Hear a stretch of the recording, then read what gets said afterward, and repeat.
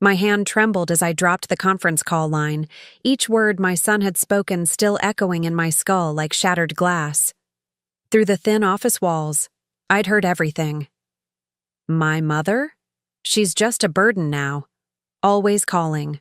Always needing something. Thank God she doesn't know about the executive meetings, or she'd probably show up trying to give advice like she knows anything about running a tech company. The laughter that followed felt like acid on my skin.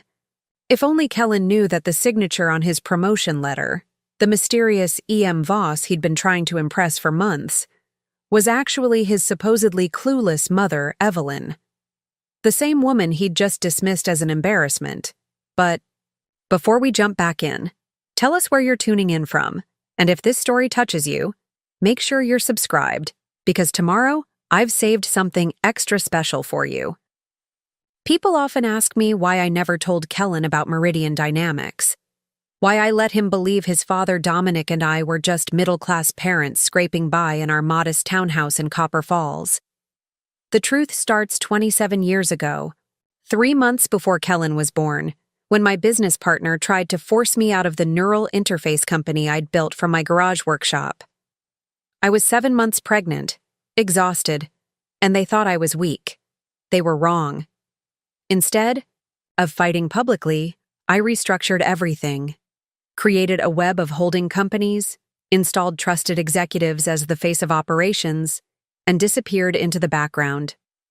To the world, I became Mrs. Evelyn Reeves, part-time bookkeeper, and full-time mother. But behind closed doors, I controlled 43% of what would become the largest biotech firm in the Northern Hemisphere. Kellen grew up thinking we lived paycheck to paycheck.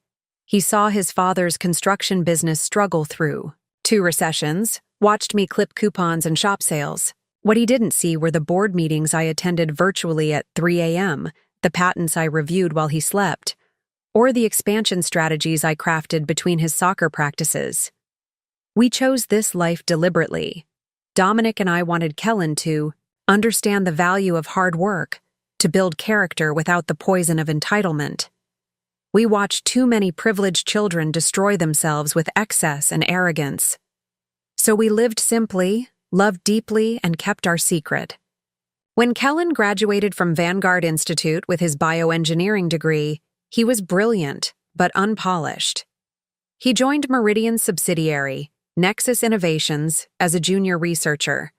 No favors, no shortcuts.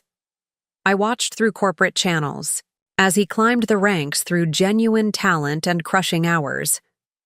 His innovations in synaptic mapping caught attention. His leadership skills emerged naturally. After 6 years, he earned his position as Deputy Director of Neural Applications. Then came the Oksana incident. She swept into his life like a designer hurricane. Oksana Petrov, daughter of a minor tech investor, had the kind of calculated beauty that came from expensive procedures and personal stylists. Within 3 months, she had Kellen proposing with a ring that cost more than our supposed annual income. I bit my tongue when she sneered at our quaint home. Stayed silent when she suggested Kellen distance himself from his small-town parents to improve his corporate image.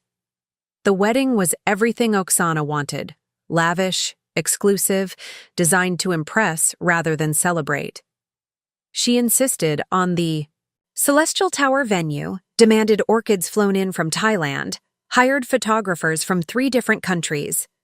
When I offered to help with planning, she laughed in that tinkling way that never reached her eyes. "Evelyn, darling, I appreciate the thought, but this isn't some backyard barbecue. We need someone who understands luxury."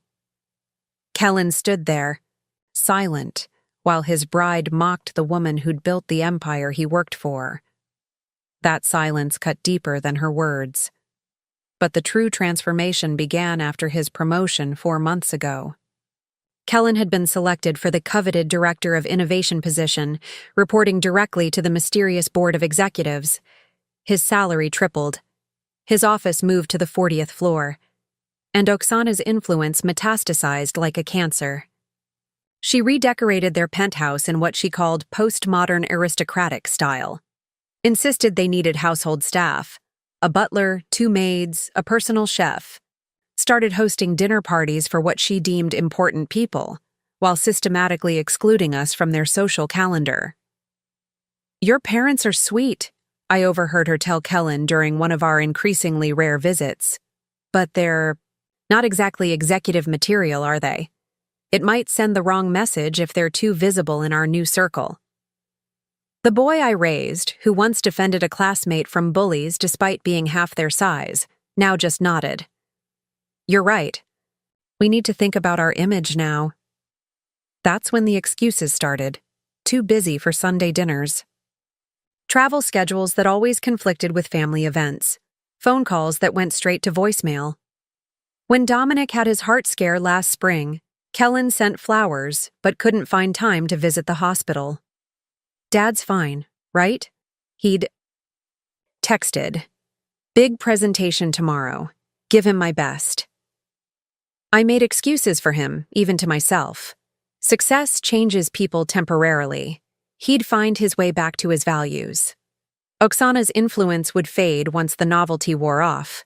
But each interaction became more strained, more formal, like we were distant acquaintances rather than family. Then came yesterday's call. I dialed into the executive meeting from my home office, as I often did under my anonymous credentials. The discussion focused on the upcoming merger with Synaptic Solutions, a deal I'd personally orchestrated over 18 months. Most attendees assumed E.M. Voss was either traveling or participating remotely by choice. Even my own executives had never met me face to face. Kellen's new position meant this was his first inclusion in such high-level discussions. His excitement was palpable through the speaker as he presented his integration proposals. They were good, brilliant, actually. My son had inherited my strategic mind along with his father's determination. The meeting concluded successfully, but instead of disconnecting, I heard another conversation begin. Kellen hadn't properly ended his call. "Impressive work, Reeves," said Harrison Blackwood, our chief operations officer. "You certainly didn't get this from your bookkeeper mother." The laughter that followed was collegial, the kind that bonds executives over shared superiority. I should have hung up then, should have spared myself what came next. "Thank God for that," Kellen replied, his voice carrying that new edge of arrogance I'd been trying to ignore. "Love her to pieces, but she still thinks successful business means balancing a checkbook. Last week, she actually tried to give me advice about workplace relationships." More laughter. My chest tightened. "Parents, right?" Harrison continued. "Mine still think I should have become a doctor. At least yours aren't constantly interfering." "Oh, they try," Kellen said. "Especially Mom. Always calling, always needing something. When are you visiting? Why haven't you called? Your father misses you." Oh, as if I don't have actual responsibilities now. "The burden of success," someone else chimed in. "Family becomes dead weight." "Exactly," Kellen agreed. "My mother's just a burden now. Thank God she doesn't know about the executive meetings. Or she'd probably show up trying to give advice like she knows anything about running a tech company. Could you imagine? Her organizing system is still a paper planner from the last century." The room erupted in laughter. My son's voice joined. Them, rich with contempt for the woman who'd given him everything while pretending to have nothing. "Best to keep family at arm's length once you reach this level," Harrison advised. "They either want money or think they deserve credit for your success. Neither's conducive to advancement." "Already on it," Kellen assured them. "Oksana's been helping me establish proper boundaries. We're hosting the Ambassador's Circle dinner next month, strictly A-list only. No room for small-town relatives cramping our style." I terminated the connection with shaking hands. For several minutes, I sat in absolute stillness, letting the full weight of my son's words settle into my bones. Then I picked up my secure phone and dialed Margaret Zhao, my most trusted board member and the only executive who knew my true identity. "Evelyn?" Her voice carried decades of friendship and shared secrets. "What's wrong?" "It's time," I said simply. Schedule an emergency board meeting for Monday morning. Full attendance required, including our newest director of innovation. Are you sure? Once you reveal... He called me a burden, Maggie. A burden who knows nothing about running a company. Her sharp intake of breath said everything. I'll send the notifications immediately. Mandatory attendance, no exceptions. Preparing and narrating this story took us a lot of time, so if you are enjoying it, subscribe to our channel. It means a lot to us. Now back to the story. One more thing, I added. Have Davidson prepare a complete ownership breakdown. Every subsidiary, every patent, every holding company. I want Kellen to understand exactly what his burden of a mother built while he was playing with building blocks. That evening, Dominic found me in my study, surrounded by decades of carefully hidden documentation. He took one look at my face and understood immediately. He finally pushed too far. I nodded, showing him the board meeting agenda. 27. Years of secrets end Monday morning. He wrapped his arms around me, solid and comforting as always. Maybe it's time. The boy needs to learn who his mother really is. I'm not angry, I realized as I spoke. I'm disappointed. We raised him. Better than this. The promotion went to his head. Oksana's influence. No. I turned to face him. Kellen's a grown man. His choices are his own. But he's about to learn that actions have consequences, even for directors of innovation. As I prepared for bed, my phone buzzed with a text from Kellen. Busy weekend ahead. Rain check on Sunday dinner. Important people to schmooze. You understand? I stared at the message for a long moment before typing my reply. Of course, dear. Actually, I have an important meeting Monday morning, too. Perhaps we'll both have stories to share afterward. His response came quickly. You finally joining that book club? Good for you, Mom. Nice to have hobbies at your age. I set the phone aside without answering. In 60 hours, my son would sit in the executive boardroom, probably still glowing. From his recent promotion, completely unaware that the mysterious E.M. Voss, whose approval he desperately sought, was about to walk through the door. The same door he believed his burden of a mother could never comprehend, let alone own. The irony wasn't lost on me. Kellen had spent 6 years trying to impress a phantom, crafting presentations for someone he'd never met, while dismissing the very person whose empire he served. He'd scorned the small-town values that built the foundation of his success, traded authenticity for Oksana's manufactured sophistication. Monday morning would bring revelation, but what followed would determine whether my son could find his way back to the person we raised him to be, or whether success had permanently poisoned the well of his character. As I drifted toward sleep, one thought crystallized with perfect clarity. Kellen was about to discover that the burden he so carelessly dismissed held the power to reshape his entire world. The only question remaining was whether he'd learn the lesson with humility or devastation. The meeting would begin at 9 sharp. By 9:15, nothing would ever be the same. Monday arrived wrapped in pewter skies and the kind of crisp autumn air that usually cleared my head. Today, it only sharpened the edge of what was coming. I dressed deliberately in the charcoal Armani suit I'd kept hidden in the back of my closet for 7 years, paired with the Cartier watch Dominic had given me when Meridian's stock first broke $500. My wedding rings came off, replaced by the D platinum signet bearing the Voss family crest, a detail no one at the company had ever connected to their phantom majority shareholder. The drive to Meridian's headquarters took 40 minutes, though I'd made this journey countless times before. Just never through the front door. My usual route involved service entrances and private elevators, meetings in secured conference rooms where my face never appeared, only my voice through encrypted channels. Today, I walked straight to the executive reception desk. I'm here. For the board meeting, I said simply. The receptionist, a young woman named Sadie who'd been with us for 3 years, glanced up with professional politeness that shifted to confusion. I'm sorry, but the emergency board meeting is restricted access. Are you perhaps here for the marketing presentation on 32? No. I placed my signet ring on the marble counter, positioned so she could see the crest clearly. Please, inform Mr. Davidson I've arrived. Her eyes widened as recognition dawned. The Voss crest was known to exactly 12 people in the building, all senior executives bound by ironclad NDAs. She reached for her phone with trembling fingers. Mr. Davidson? Yes, sir.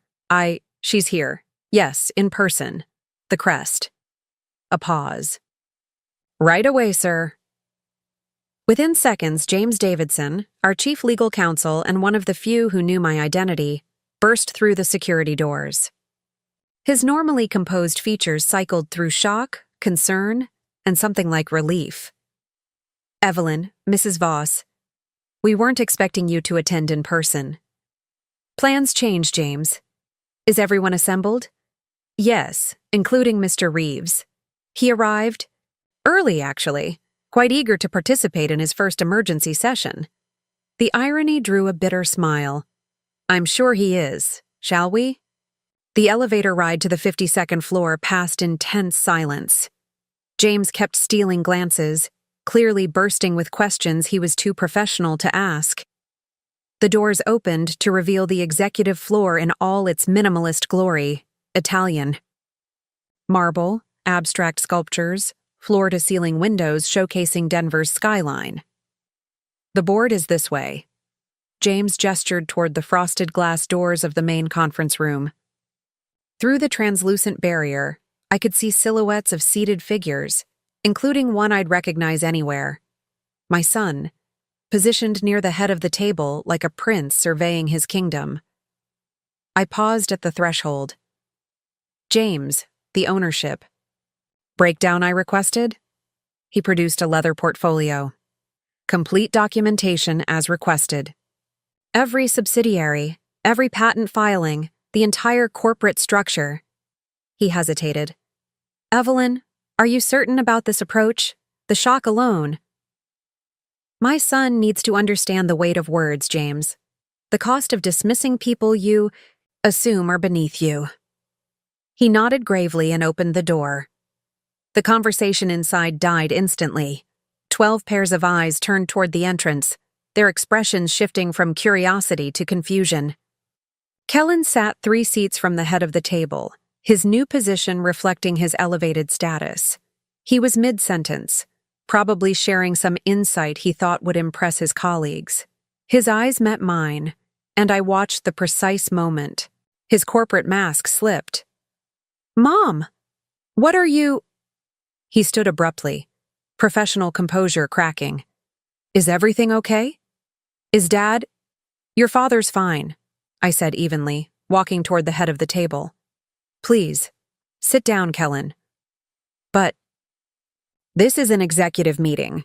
Family members aren't— He glanced around at his colleagues, clearly mortified. Davidson, I apologize for the interruption. My mother must have gotten confused about— Mr. Reeves, Margaret Zhao interrupted smoothly. I suggest you follow your mother's advice and sit down. The steel in her voice caught him off guard. Kellen looked between us, noting how the other executives weren't reacting with the same confusion. Some wouldn't meet his eyes. Others watched me with recognition dawning. What's going on? His voice carried the first hint of uncertainty. I reached the head of the table and remained standing. The leather chair reserved for the company's majority shareholder, my chair, stayed empty for now. Ladies and gentlemen, I began, my voice carrying the authority I'd hidden for so long. Thank you for accommodating this emergency session. As you know, certain circumstances have necessitated an acceleration of our planned revelations regarding corporate structure and ownership. Harrison Blackwood shifted uncomfortably. He'd been among the voices laughing at my expense during that fateful call. Now sweat beaded on his forehead. For those who haven't made the connection, I continued, opening the leather portfolio, allow me to formally introduce myself. I am Evelyn Marie Voss, founder and majority shareholder of Meridian Dynamics, holding companies VM Enterprise, Quantum Holdings, and 17 subsidiary patents under the Nexus Innovations umbrella. The silence was absolute. Kellen's face had drained of color, his mouth slightly open as his brain struggled to process what he was hearing. "That's impossible," he finally managed. "E.M. Voss is the signatures, the board meetings, have been conducted remotely or through proxy for 27 years, I finished. Since 3 months before you were born, when certain parties attempted to force out a pregnant CEO they perceived as vulnerable. I began distributing copies of the ownership documents. As you'll see on page 4, I personally hold 43% of all voting shares, with additional family trusts controlling another 18%. This has been managed through a complex but legal network of holding companies to shield my identity from public knowledge." "Why?" The word exploded from Kellen like a wound. "Why would you lie about everything? Let me believe that you were just middle class? Ordinary? A burden who knows nothing about running a tech company?" I let each word land like a precision strike. Perhaps because I wanted to raise a son who understood the value of hard work, who wouldn't be corrupted by privilege before he could walk. Margaret cleared her throat. "The board has been aware of Mrs. Voss's identity for varying lengths of time. Her strategic vision has guided Meridian from a garage startup to a $14 billion enterprise. The neural mapping patents alone," James added, sliding another document forward, "generate over $300 million annually. Patents filed under E.M. Voss, with a home address listed as our garage in Copper Falls," Kellen whispered, staring at the papers like they might bite him. "The summer I was 12, you were always out there, said you were reorganizing Dad's tools. I was optimizing synaptic transmission algorithms, the breakthrough that launched our biotech division." Each revelation hit him like a physical blow. I watched my son's worldview crumble, piece by piece, as documents piled before him proving his simple bookkeeper mother had built an empire while he played Little League. "The synergy merger," he said suddenly, grasping for something familiar. "I worked on that proposal for months. The board's mysterious directive to pursue neural interface applications. That was you? Every major strategic decision for the past 27 years has been me, Kellen, including the creation of your position 6 months ago." His face flushed red. "Are you saying I didn't earn—" "You earned your promotions," I cut him off firmly. "Every evaluation, every advancement was based solely on merit. I made sure of that. I wanted you to succeed on your own terms, to build genuine confidence. What I didn't expect was for that confidence to mutate into contempt for the very people who raised you." Harrison Blackwood attempted to slide lower in his chair, perhaps hoping I'd forgotten his role in Friday's conversation. I hadn't. "Mr. Blackwood," I addressed him directly, "you mentioned Friday that I was merely a bookkeeper who couldn't possibly understand corporate operations. Would you care to revise that assessment?" His face resembled overripe fruit. "Mrs. Voss, I had no idea the context. I sincerely apologize for any—" "For any what? Disrespect? Mockery? Encouraging my son to view his family as burdens to be discarded?" I let the questions hang in sterile air. "You're terminated, effective immediately. Security will escort you out after this meeting." Gasps circled the Kellen half rose from his chair. "Mother, you can't just—" "I own this company," I reminded him coldly. "I can do exactly that. And it's Mrs. Voss in this boardroom, Director Reeves." He sank back, looking like a stranger wearing my son's face. The arrogant executive from Friday's call was crumbling, replaced by someone I barely recognized. Confused, humiliated, angry. "The irony," I continued, addressing the room but watching Kellen, "is that I attended Friday's merger discussion remotely, as usual. The meeting ended, but someone failed to properly disconnect their line. I heard every word of the subsequent conversation about family being dead weight, and mothers who are just burdens without any understanding of corporate life. If possible, Kellen paled further.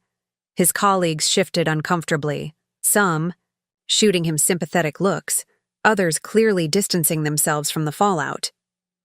27 years, I said softly, but my voice carried to every corner. 27 years of board meetings at 3 a.m. so I could make your breakfast, of reviewing patents between your soccer games, of building this empire while pretending to, clip coupons to teach you the value of money. I placed both hands on the table, leaning forward slightly. And in return, my son tells a room of executives that I'm an embarrassment, that I might show up and humiliate him with my ignorance, that thank God I don't know about important meetings because I'd try to offer my worthless advice.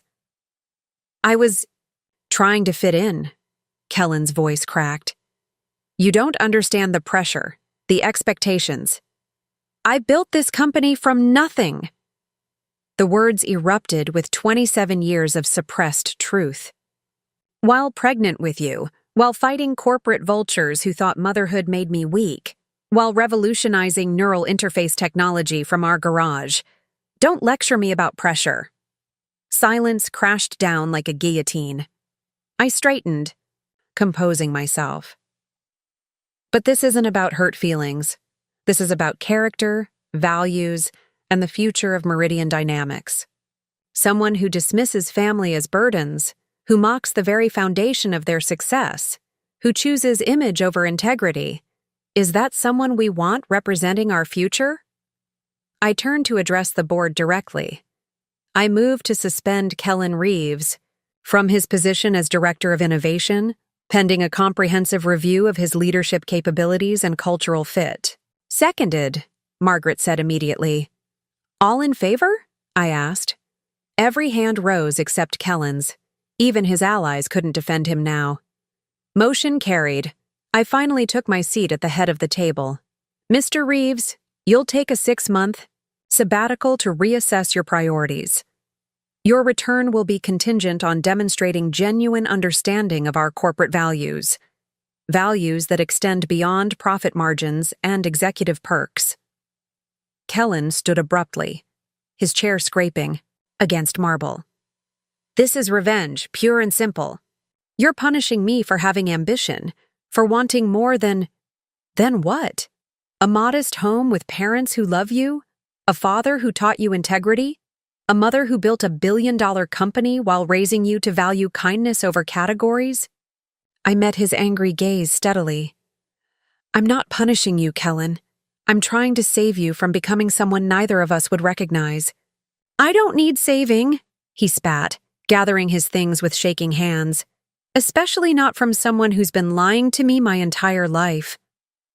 The only lies, I said quietly, were the ones that protected you from turning into exactly who you've become. He stormed out, slamming the conference room door with enough force to rattle the glass. The remaining executives sat in stunned silence. The meeting is adjourned, I announced. James, please proceed with the termination paperwork for Mr. Blackwood. Margaret, I'll need transition plans for the Neural Applications Division by Wednesday. As the room emptied, Margaret lingered behind. That was harder than you expected. I stared at the door my son had slammed. He looked at me like I was his enemy. He's in shock. Give him time to process. Time isn't the issue, Maggie. It's whether anything of the boy I raised survived his rise to success. That evening, I returned to our modest townhouse in Copper. Falls, the home that had sheltered countless secrets and strategies, to find Dominic waiting in the kitchen. One look at my face told him everything. How bad? He called it revenge, accused me of punishing his ambition. I sank into a chair, suddenly exhausted. I suspended him for 6 months. Dominic whistled low. That'll make Sunday dinners awkward. Despite everything, I laughed. Always finding humor in crisis. Someone has to. Tea? Something stronger. He poured 2 glasses of scotch, the good stuff we rarely touched, and joined me at the table. You know what this reminds me of? Enlighten me. Remember when Kellen was 8 and convinced himself he deserved a raise in his allowance because he'd made his bed for a whole week? Made it by shoving everything under it. Exactly. But he gave this whole presentation about increased responsibility and market rates for chores. Dominic smiled at the memory. When we said no, he accused us of not understanding economics. The irony being his mother had just negotiated a $50 million acquisition that morning. Point is, he's always been dramatic when his worldview gets challenged. This is just the adult version of that tantrum. My phone buzzed. A text from Kellen. Expect resignation letter tomorrow. We'll have lawyers review my contract termination clause. KR. Not Mom. Not even Kellen. Just initials, like I was any other corporate adversary. He's threatening to resign. I showed Dominic the message. Let him. Either he'll cool down and realize what he's throwing away, or he'll learn the hard way that other companies care more about connections than competence. That's surprisingly harsh. No, love. Harsh is what he said about you to impress people who aren't worth impressing. This is just consequences. 3 days passed without word from Kellen. His resignation letter never materialized, but neither did any attempt at contact. Oksana's social media, however, exploded with activity. Cryptic posts about betrayal from unexpected sources and finding out who people really are peppered her Instagram. The symphony of victimhood played out in carefully curated images of her comforting Kellen, interspersed with quotes about rising above adversity. Thursday morning brought an unexpected visitor to my real office, the one hidden behind a boutique investment firm's facade downtown. Darren Mathis, one of our youngest board members and Kellen's informal mentor, requested a private meeting. Mrs. Voss, he began, sitting across from my desk with obvious discomfort. I want to discuss Kellen's situation. Go on. He came to see me yesterday. He's struggling to process everything. The identity revelation, the suspension, the public nature of it all. Public? The board meeting was confidential. Darren shifted uncomfortably. Oksana posted something online. Nothing specific, but enough that people are asking questions. The executive floor is buzzing with rumors. Of course she did. I massaged my temples. What exactly did Kellen want from you? Advice, support, maybe an ally to advocate for. His immediate reinstatement. Darren met my eyes. I told him he needed to approach you directly, that whatever issues existed between you personally, the professional situation required honest dialogue. And his response? He said you'd made it clear he wasn't welcome in your world anymore. The words hit like ice water. I never said anything of the sort. I know, but Oksana's been reinforcing a narrative that you're trying to exile him from the only life he's known, that this is about control, not concern. I stood and walked to the window, looking out over the city I'd helped build while hiding in its shadows. He's 31 years old, Darren.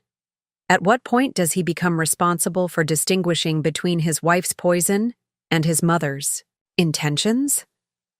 With respect, ma'am, you've just shattered his understanding of his entire life. His professional identity, his family history, his perception of reality, all undermined in a single morning. Has it occurred to you that he might need time to grieve what he thought was true? The observation struck a chord I'd been trying to silence. In my hurt and anger, had I failed to consider the psychological impact of my revelations? You think I was too harsh. I think you were a mother hearing her child dismiss her worth. No one could blame your reaction.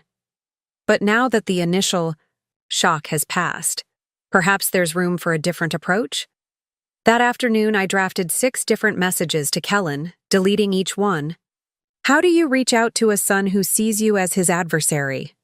How do you bridge a chasm created by both protection and pride? Finally, I sent. Your old room is still the same. Dinner's at 6 if you want to talk. Just us. Mom. The reply came 3 hours later. Not ready. Need space. Space. The word echoed through our home that evening as Dominic and I ate dinner in unusual silence. 27 years of hidden identity had created a different kind of space. One I'd convinced myself was necessary. Now I wondered if I'd simply traded one distance for another. Henderson called, Dominic mentioned casually, referring to our family attorney. Oksana's been making inquiries about Kellen's trust fund. Of course she has. The prenup you insisted on is ironclad. She can't touch anything established before their marriage. I pushed food around my plate. Remember when he was 14 and broke his arm trying to impress that girl? What was her name? Bethany, the skateboarding incident. He was so embarrassed, made us promise not to tell anyone he fell attempting a basic trick. Said his reputation couldn't handle it. And now he's married to someone who broadcasts their private life like it's reality television. My phone lit up with a notification, a LinkedIn post from a tech industry gossip account. Sources confirm major upheaval at Meridian Dynamics. Executive suspended following mysterious board meeting. Family drama suspected. It's starting to leak, I showed Dominic. Let it. Maybe public speculation will force Kellen to address reality instead of hiding behind Oksana's narrative. The following Monday marked 1 week since the revelation. I was reviewing quarterly projections when James Davidson appeared in my doorway, looking grim. We have a situation. Kellen just filed a formal complaint with HR. Regarding hostile work environment, discrimination, and abuse of power. He's claiming you used your hidden position to publicly humiliate him and create an untenable professional situation. I leaned back in my chair, absorbing this new development. He's building a case for wrongful termination. Or trying to force a settlement that includes his reinstatement. Oksana's fingerprints are all over this strategy. Schedule a mediation session. Neutral location, professional arbitrator. If my son wants to treat this as a legal matter, we'll handle it. Through proper channels. Evelyn? No, James. He's chosen to weaponize corporate policy against his mother. Let's see how that plays out when faced with documented evidence of his statements and behavior. The mediation was set for Thursday afternoon at a law firm, specializing in corporate disputes. I arrived early, settling into the conference room with my legal team. The arbitrator, a silver-haired woman named Patricia Holloway, reviewed preliminary documents with professional detachment. Kellen entered 15 minutes late, Oksana at his side despite instructions that only principals and legal counsel should attend. She wore a designer suit that probably cost more than most people's monthly rent, her expression carefully crafted to project wounded dignity. My wife is my support system, Kellen announced when Patricia questioned Oksana's presence. Given the family dynamics at play, I need her here. I noticed he avoided looking at me directly, addressing all comments to the arbitrator or the room at large. Very well, Patricia conceded. Let's begin. Mr. Reeves, you've filed a complaint alleging hostile work environment. Please elaborate. Kellen straightened, clearly prepared. On October 15th, I was summoned to an emergency board meeting under false pretenses. Upon arrival, my mother, who had concealed her identity as majority shareholder for my entire life, proceeded to humiliate me in front of senior executives, suspend me without due process, and terminate a colleague based on a private conversation. She'd eavesdropped on. I see. Mrs. Voss, your response? The board meeting was called to address a governance issue requiring disclosure of ownership structure. My son's suspension followed a unanimous vote based on his demonstrated attitudes toward stakeholders he deemed beneath his station, attitudes incompatible with our corporate values. She's twisting everything, Oksana interjected. Kellen, Made one casual comment in private, and she turned it into a public execution. Patricia held up a hand. "Mrs. Reeves, please allow your husband to speak for himself." But I saw how Oksana's hand squeezed Kellen's knee under the table, how his jaw tightened before responding. My mother has never approved of my marriage, or my professional advancement. This was her way of putting me in my place. The accusation stung more than I expected. "I never interfered with your marriage, Kellen. Despite watching your wife systematically alienate you from your family, I remained silent." "Because you were planning this ambush all along," he shot back, finally meeting my eyes. "Waiting for the perfect moment to reveal yourself as the puppet master pulling everyone's strings." "Puppet master?" I let incredulity color my voice. "I built this company while raising you, specifically structuring my involvement to ensure you'd never receive special treatment. Every promotion you earned was validated by executives who had no idea you were my son. But you were always watching, weren't you? Judging. Waiting for me to fail your impossibly high standards." Patricia intervened. "Let's review the specific incident that triggered the suspension. Mrs. Voss, you mentioned overhearing a conversation?" I produced the transcript our legal team had prepared, carefully omitting any mention of how I'd been connected to the call. During a post-meeting discussion, my son referred to me as just a burden, who knew nothing about running a tech company. He expressed relief that I wasn't aware of executive meetings, as I might embarrass him with my ignorance. Kellen's carefully maintained composure cracked. Those were private comments taken out of context. I was trying to fit in with senior management, to speak their language. By denigrating the woman who built the company they work for? I kept my voice level despite the emotion threatening to break through. By laughing along as Harrison Blackwood called your father and me dead weight? I didn't know you owned the company. Would that have changed your words, or just your audience? Oksana jumped in again. This is emotional manipulation. She's trying to guilt him for having normal workplace conversations. I turned to her slowly. Normal workplace conversations include mocking family members, dismissing their worth based on perceived social status. Tell me, Oksana, is that what you've been teaching my son about professional behavior? Her perfect composure slipped for a moment, revealing something sharp and calculating underneath. I've been teaching him to think like an executive instead of a small-town nobody. The words hung in the air like a toxin. Even Kellen looked uncomfortable with his wife's outburst. Patricia cleared her throat. I think we should take a brief recess. Emotions are running high, and we need to refocus on the legal questions at hand. During the break, I stepped into the hallway for air. Through the glass walls, I could see Oksana gesticulating wildly at Kellen, her whispered words causing his shoulders to slump further with each sentence. Margaret appeared beside me. She's destroying him. He's letting her. Fear makes people cling to what feels familiar, even when it's toxic. You think he's afraid? Aren't you? The question caught me off guard. Was I afraid? Of losing my son completely? Of watching him transform into someone unrecognizable?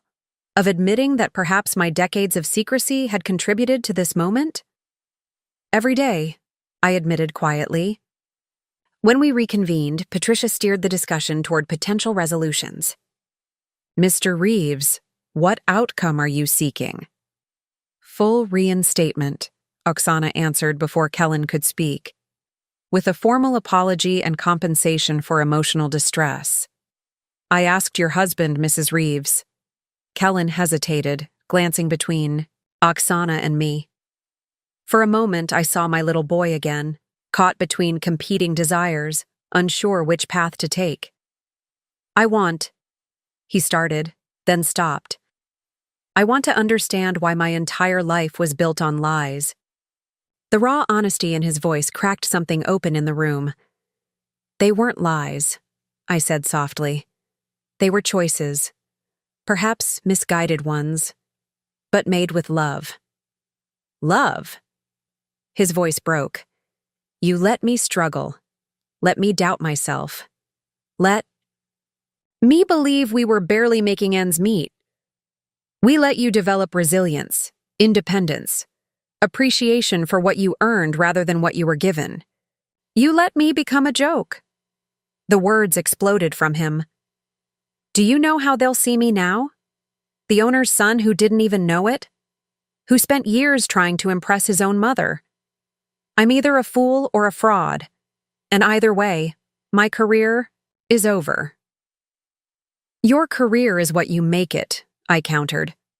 The question is whether you'll build it on authentic capability or on the shallow approval of people like Harrison Blackwood. Oksana's laugh was sharp and bitter. Authentic capability? From the woman who's been play-acting poverty for 3 decades? I turned to her fully. I've been protecting my son from turning into someone who measures worth in dollars and connections. Clearly, I failed. You certainly did, she smirked. He married me, didn't he? The admission was so baldly cynical that even Kellen looked shocked. In that moment, watching his face as his wife revealed her true nature, I saw the first crack in his armor of denial. Patricia wisely moved to conclude the session. I'll need time to review all materials and prepare recommendations. We'll reconvene next week unless both parties reach an independent resolution. As we gathered our things, Kellen lingered behind. Oksana tugged at his arm, but he gently pulled away. Give me a minute, he told her. She huffed but complied, though her glare could have melted steel. Once alone, Kellen finally looked at me directly. Did you ever consider telling me? Even once? Every single day. But you didn't. No, I didn't. And that's something I'll have to live with. He nodded slowly, then asked in a smaller voice, Is my old room really still the same? My heart clenched. Even the participation trophies you begged us to throw away. The ghost of a smile touched his lips before vanishing. I need time. To think. Take all you need. But Kellen? I caught his arm gently. Think with your own mind, not through someone else's agenda. He glanced toward the door where Oksana waited, then back to me. That's what I'm afraid of. I'm not sure I remember how. That night, Dominic and I sat on our back porch, looking at stars barely visible through the city's glow. The same. Stars we'd watched with Kellen years ago, making up constellations and dreaming about futures that seemed impossibly distant. He's starting to see through her, I told Dominic about the mediation. Starting isn't finishing. She's got hooks in. Deep. You sound like you've been thinking about this. He sipped his beer thoughtfully. Remember when Kellen was 19?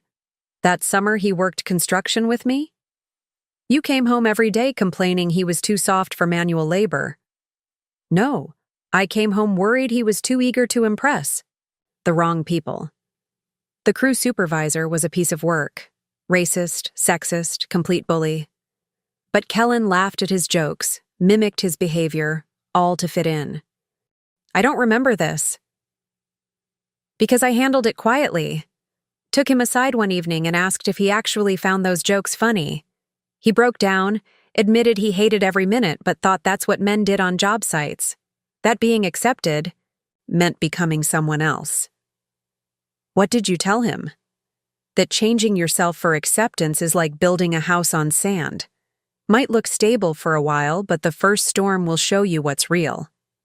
I leaned into his shoulder. You think Oksana is his storm? I think she's the sand. You're the storm, love. And you're showing him exactly how unstable his foundation really is.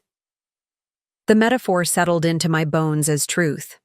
I'd spent 27 years building a fortress of secrets to protect my son, only to become the very force that threatened his carefully constructed identity.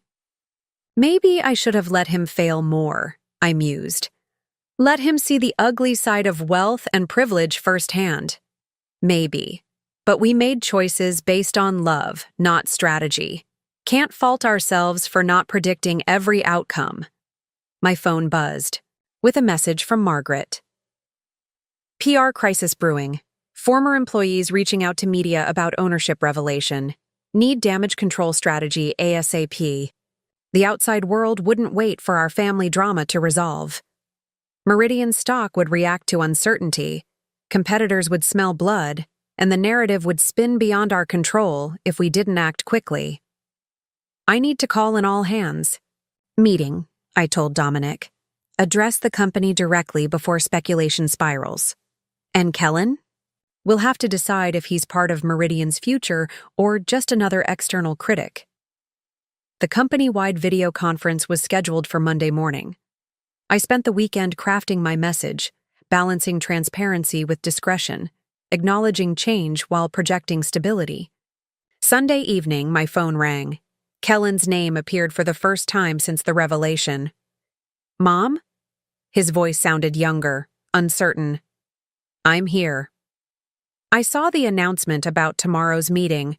Are you going to discuss my situation? Only as it pertains to organizational structure. Your personal matters remain private unless you choose otherwise. A long pause. Oksana thinks I should file an injunction to stop the meeting. What do you think? I think. Another pause. I think I'm tired of other people thinking for me. My heart lifted slightly. That's a good place to start. Would it be okay if I attended? Not as an executive, just, I want to hear what you say. Who you really are when you're not being my mother. You're always welcome, Kellen. But understand, tomorrow I'm addressing my company as its founder. The message won't be softened for anyone's comfort. I wouldn't expect it to be. After we hung up, I found myself standing in Kellen's childhood room. Everything remained frozen in time. Soccer trophies, science fair medals, a bulletin board covered in concert tickets and movie stubs, evidence of a boy who'd been loved, supported, encouraged to dream. On his desk sat a framed photo from his college graduation. Dominic and I flanked him, our pride evident despite our carefully middle-class appearance.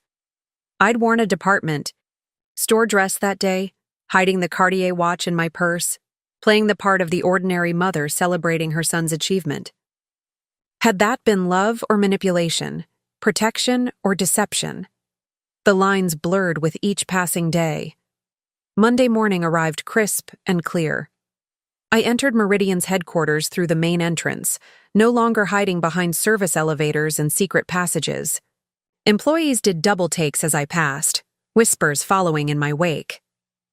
The broadcast studio on the 40th floor had been prepared for company-wide addresses. As technicians finalized equipment checks, I noticed movement in the observation booth. Kellen stood behind the glass, alone, watching. 30 seconds, Mrs. Voss, the production manager announced. I straightened my blazer, touched the Voss family crest now openly worn on my lapel, and faced the cameras. Good morning. I'm Evelyn Voss, founder and majority shareholder of Meridian Dynamics. For 27 years, I've led this company from the shadows, a choice made to protect both personal privacy and corporate integrity. Recent events have necessitated transparency, and I'm here today to address your questions and concerns. The red light glowed. Across the company, thousands of employees watched their phantom leader materialize. Meridian began in a garage, in Copper Falls, born from a belief that neural interface technology could transform human potential. While pregnant with my son, I faced a hostile takeover attempt from investors who saw motherhood as weakness. Rather than surrender, I restructured our ownership, creating a network of holdings that preserved my control while allowing me to raise my family outside the spotlight. I glanced toward the booth. Kellen remained motionless, absorbing every word. This unconventional approach enabled Meridian to grow without the typical constraints of public scrutiny or dynastic interference.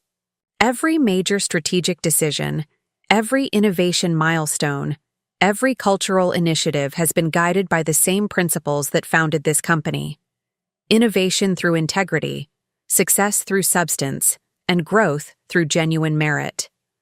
I paused, letting the words settle across conference rooms and computer screens throughout the building. Recent internal changes have sparked speculation and concern. Let me be clear. Meridian's leadership structure remains stable. Our strategic direction is unchanged. The temporary suspension of one executive reflects our commitment to maintaining corporate values, not a shift in organizational priorities. Through the glass, I saw Kellen's posture stiffen at the mention of his suspension. But he didn't leave. To those questioning why I chose anonymity for so long, I offer this perspective. True leadership isn't about personal recognition. It's about creating systems that outlive individuals, fostering talent that surpasses teachers, and building legacies that transcend ego. The teleprompter scrolled with carefully crafted corporate speak, but I departed from the script. However, I've learned that secrets, even those born from good intentions, carry their own weight. They create distances we don't intend and walls we can't always tear down. As we move forward with greater transparency, I ask for your patience and continued dedication to the mission that unites us. I concluded with logistics about reporting structures and upcoming town halls, then the red light dimmed. The studio erupted in quiet efficiency as technicians powered down equipment. When I looked toward the observation booth, Kellen was gone. "Excellent delivery, Mrs. Voss," the production manager said. "The response metrics are already showing positive engagement." I nodded absently, my mind on the empty booth. Had my words reached him? Or had I simply widened the chasm between us? Margaret met me in the executive corridor. Legal wants to discuss the emerging media situation. Apparently, Harrison Blackwood is shopping a tell-all interview. Of course. He is. What's his angle? Wrongful termination, hostile work environment, and hints about dynasty politics at Meridian. I sighed. Schedule a meeting with legal and PR. We need to get ahead of this narrative. As we walked, my phone buzzed with a text from an unknown number. Your son needs you, not the CEO, not the strategist, just you. A friend. Everything. Okay? Margaret noticed my frown. Anonymous life advice, apparently. Delete it. You've got enough real problems without cryptic messages. But something about the text nagged at me. The area code was local. The tone felt familiar. That afternoon, while reviewing legal strategies to counter Harrison's potential media campaign, James Davidson interrupted with unexpected news. Kellen's here. He's asking to see you privately. Send him in. James hesitated. He seems different. Calmer, maybe? Kellen entered moments later, and I saw what James meant. The defensive anger had faded, replaced by something more contemplative. He carried a manila folder and wore casual clothes instead of his usual executive armor. Thank you for seeing me, he began formally, then caught himself. That sounds ridiculous, doesn't it? Thanking my mother for her time. Sit down, Kellen. He chose the chair across from my desk rather than the couch, maintaining professional distance even in private. I watched your address this morning. And I realized something. I've spent 6 years trying to impress a ghost. Every presentation, every innovation, every late night, all to catch the attention of the mysterious E.M. Voss. He laughed without humor. Turns out I was just trying to make my mother proud. The vulnerability in his voice cracked my professional composure. You did. You always have. Have I? Because from where I'm sitting, it looks like I became exactly what you tried to prevent. Arrogant, status-obsessed, willing to mock the very values you instilled. I studied my son, really looked at him for the first time since this began. The designer clothes seemed to hang differently, like costume pieces he was ready to shed. What's in the folder? He slid it across the desk. My resignation, already signed. My heart lurched. Kellen, please let me finish. He held up a hand. I've spent the weekend reviewing everything. Not just the recent events, but my entire trajectory since joining Meridian. The person I've become, the choices I've made, the relationships I've damaged. He stood and walked to the window, gazing out at the city skyline. Do you know what Oksana said after the mediation? She called you a master manipulator who'd been playing chess with people's lives. Said the only way to win was to flip the board entirely. By resigning? By walking away from all of it, the company, the family money, you. I felt the blood drain from my face. Is that what you want? It's what she wants. He turned back to face me. Last night she presented me with an ultimatum. Choose her or choose you. Said I couldn't have both anymore. The cruelty of forcing such a choice shouldn't have surprised me, yet it did. And what did you decide? Instead of answering directly, he pulled out his phone and showed me a text exchange. Oksana's messages were walls of manipulation, threats, pleas, accusations of betrayal. His final response was simple. I choose truth. She's moving out, he continued quietly. Already contacted a lawyer. Apparently the prenup you insisted on is unconscionable, and she'll be challenging it. I'm sorry. Don't be. You saw what I couldn't or wouldn't. He returned to the chair, suddenly looking exhausted.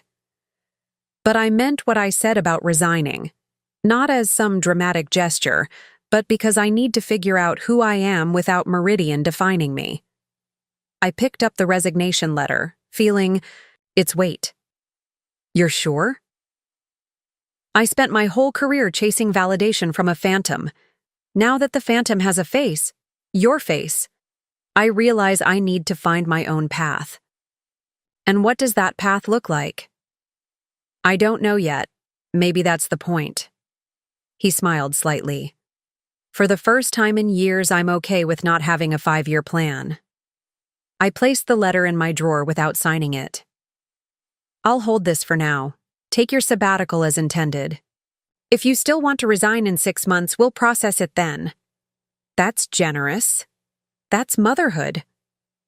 The word hung between us, heavy with everything it represented. Love, protection, disappointment, hope. Mom, he started, then stopped, struggling with words. I said terrible things, not just in that meeting, but for months before. The way I let Oksana talk about you and Dad, the jokes I laughed at, the visits I canceled. You were building a life you thought you wanted. I was building a lie, just like you built yours, except mine was shallow and self-serving while yours protected something real. The parallel struck deep. We'd both constructed false realities, but for vastly different reasons. Where will you go? I asked. Uncle Stephen offered me his cabin in Vale. Thought I might spend some time there, clear my head. Maybe write or learn woodworking or just sit still for the first time since college. Stephen was Dominic's brother, a man who'd chosen teaching over corporate life despite having an engineering degree from Princeton. He'd always been the family philosopher, the one who asked uncomfortable questions at holiday dinners. He's good at untangling complicated thoughts, I observed. Yeah. He was the one who texted you earlier, about me needing my mom. Not the CEO. So that explained the familiar tone. Stephen had always been protective of family bonds. I should be angry with him for interfering. Are you? Grateful, actually. Though I'll never admit it to his face. Kellen's laugh was genuine this time. God, I've missed this. Missed what? Talking to you? Really talking, not performing or positioning or trying to impress. He leaned forward. Do you know what I remembered this weekend? That summer when I was 12 and you were supposedly reorganizing Dad's tools in the garage? The neural mapping breakthrough. I snuck out one night because I heard typing. Found you surrounded by whiteboards covered in equations I couldn't begin to understand. You were so focused you didn't notice me watching. You never mentioned this. I was confused. Couldn't reconcile the mom who made Mickey Mouse pancakes with the person solving complex algorithms at midnight. So I convinced myself I'd imagined it, or misunderstood what I saw. Children are remarkably good at accepting whatever reality adults present. Until they're not. He stood again, restless energy returning. I'm 31 years old, and I just discovered my entire understanding of my family was fiction. Do you have any idea how destabilizing that is? Actually, yes. When I was 29, 3 months pregnant with you, I discovered my business partner had been secretly negotiating to sell majority control to a competitor. Everything I thought I knew about professional trust evaporated in a single boardroom meeting. Is that when you decided to disappear? That's when I decided visibility was vulnerability. If people couldn't find the real power, they couldn't corrupt it. But the cost was higher than I calculated. I thought I was protecting you from privilege. Instead, I may have denied you the truth you needed to make informed choices. We sat in companionable silence, years of careful distance slowly dissolving. There's something else, Kellen said eventually. When I was reviewing company history last night, I found references to the Quantum Resonance Project from 2015, the one that failed spectacularly. I tensed. That project had cost us millions and nearly fractured the board's confidence. I led that disaster, he continued, pushed for rapid deployment against advisory warnings. The failure was entirely my fault. I know. You knew. But the review board cleared me of responsibility. Because I instructed them to. You were learning, taking calculated risks. The failure taught you more than success ever could. You protected me even then. Mothers don't stop protecting their children just because they grow up. His eyes glistened with unshed tears. I accused you of sabotaging my career, of being jealous of my success. God, what kind of son? A hurt one, a confused one, a human one. How can you forgive so easily? Because holding on to anger is like drinking poison and expecting the other person to die. Besides, forgiveness isn't about erasing the past. It's about choosing a different future. My phone buzzed with urgent messages from legal. The Harrison situation was escalating, with reporters now camped outside the building. I should let you handle that. Kellen moved toward the door. Wait. I made a split-second decision. Want to see how crisis management really works? His eyebrows rose. You're inviting me into the war room? Consider it an education in corporate defense. No obligations, just observation. I'd like that. The next 3 hours provided Kellen an unfiltered view of executive decision-making. He watched as we crafted media responses, deployed legal countermeasures, and strategically leaked information to friendly journalists. Throughout it all, he remained silent but attentive, occasionally jotting notes. As the immediate crisis stabilized, Margaret pulled me aside. Interesting choice, bringing him in. He needs to understand what he's walking away from. Or what he might return to. That's his decision. I'm just providing data points. She smiled knowingly. Right. Pure strategy. No maternal agenda whatsoever. After the team dispersed, Kellen and I found ourselves alone again. That was... He searched for words. Illuminating. You built an incredible machine here. We built it. Every employee, every innovation, every failure that taught us something new. Do you ever regret it? The empire, the secrecy, all of it? I considered carefully. I regret the distance it created between us. But the company itself? No. Meridian has improved millions of lives through our technology. That impact transcends personal complications. Noble, practical. Legacy isn't about monuments to ego. It's about ripples that continue long after we're gone. He gathered his things, preparing to leave. I'll be at the cabin by tomorrow evening. Uncle Stephen says the leaves are changing, peak autumn colors. Your father loves that area, claims the fishing's therapeutic. Maybe he could visit, if you can. Spare him from whatever secret projects you two are running. I smiled at the gentle probe. We're just regular retirees living on a fixed income, remember? Right. Because regular retirees definitely have encrypted phone lines and visit mysterious office buildings. You noticed that? I noticed everything, just processed it through the wrong lens. At the door, he hesitated. Mom? That dinner invitation? The one about my old room being the same? Is it still open? Always. Maybe when I get back from Vale, when I have better answers about who I want to be. Come for dinner, not answers. We can figure out the rest together. He nodded, then surprised me by stepping forward for a quick, awkward hug. The first physical contact since the revelation. After he left, I sat alone in my office, watching the sun sink toward the horizon. The resignation letter remained in my drawer, unsigned but present, like a question waiting for its answer. My phone rang. Dominic. How did it go? He's finding himself, going to Stephen's cabin to think. Ah, the family retreat for existential crises. Good choice. He hugged me goodbye. Progress. And left his resignation letter. Unsigned but written. He'll be back. You sound certain. Because he's our son. He has your strategic mind and my stubborn loyalty. Once he clears away Oksana's influence and his own bruised ego, he'll remember who raised him. And if he doesn't, then we'll love him anyway, from whatever distance he needs.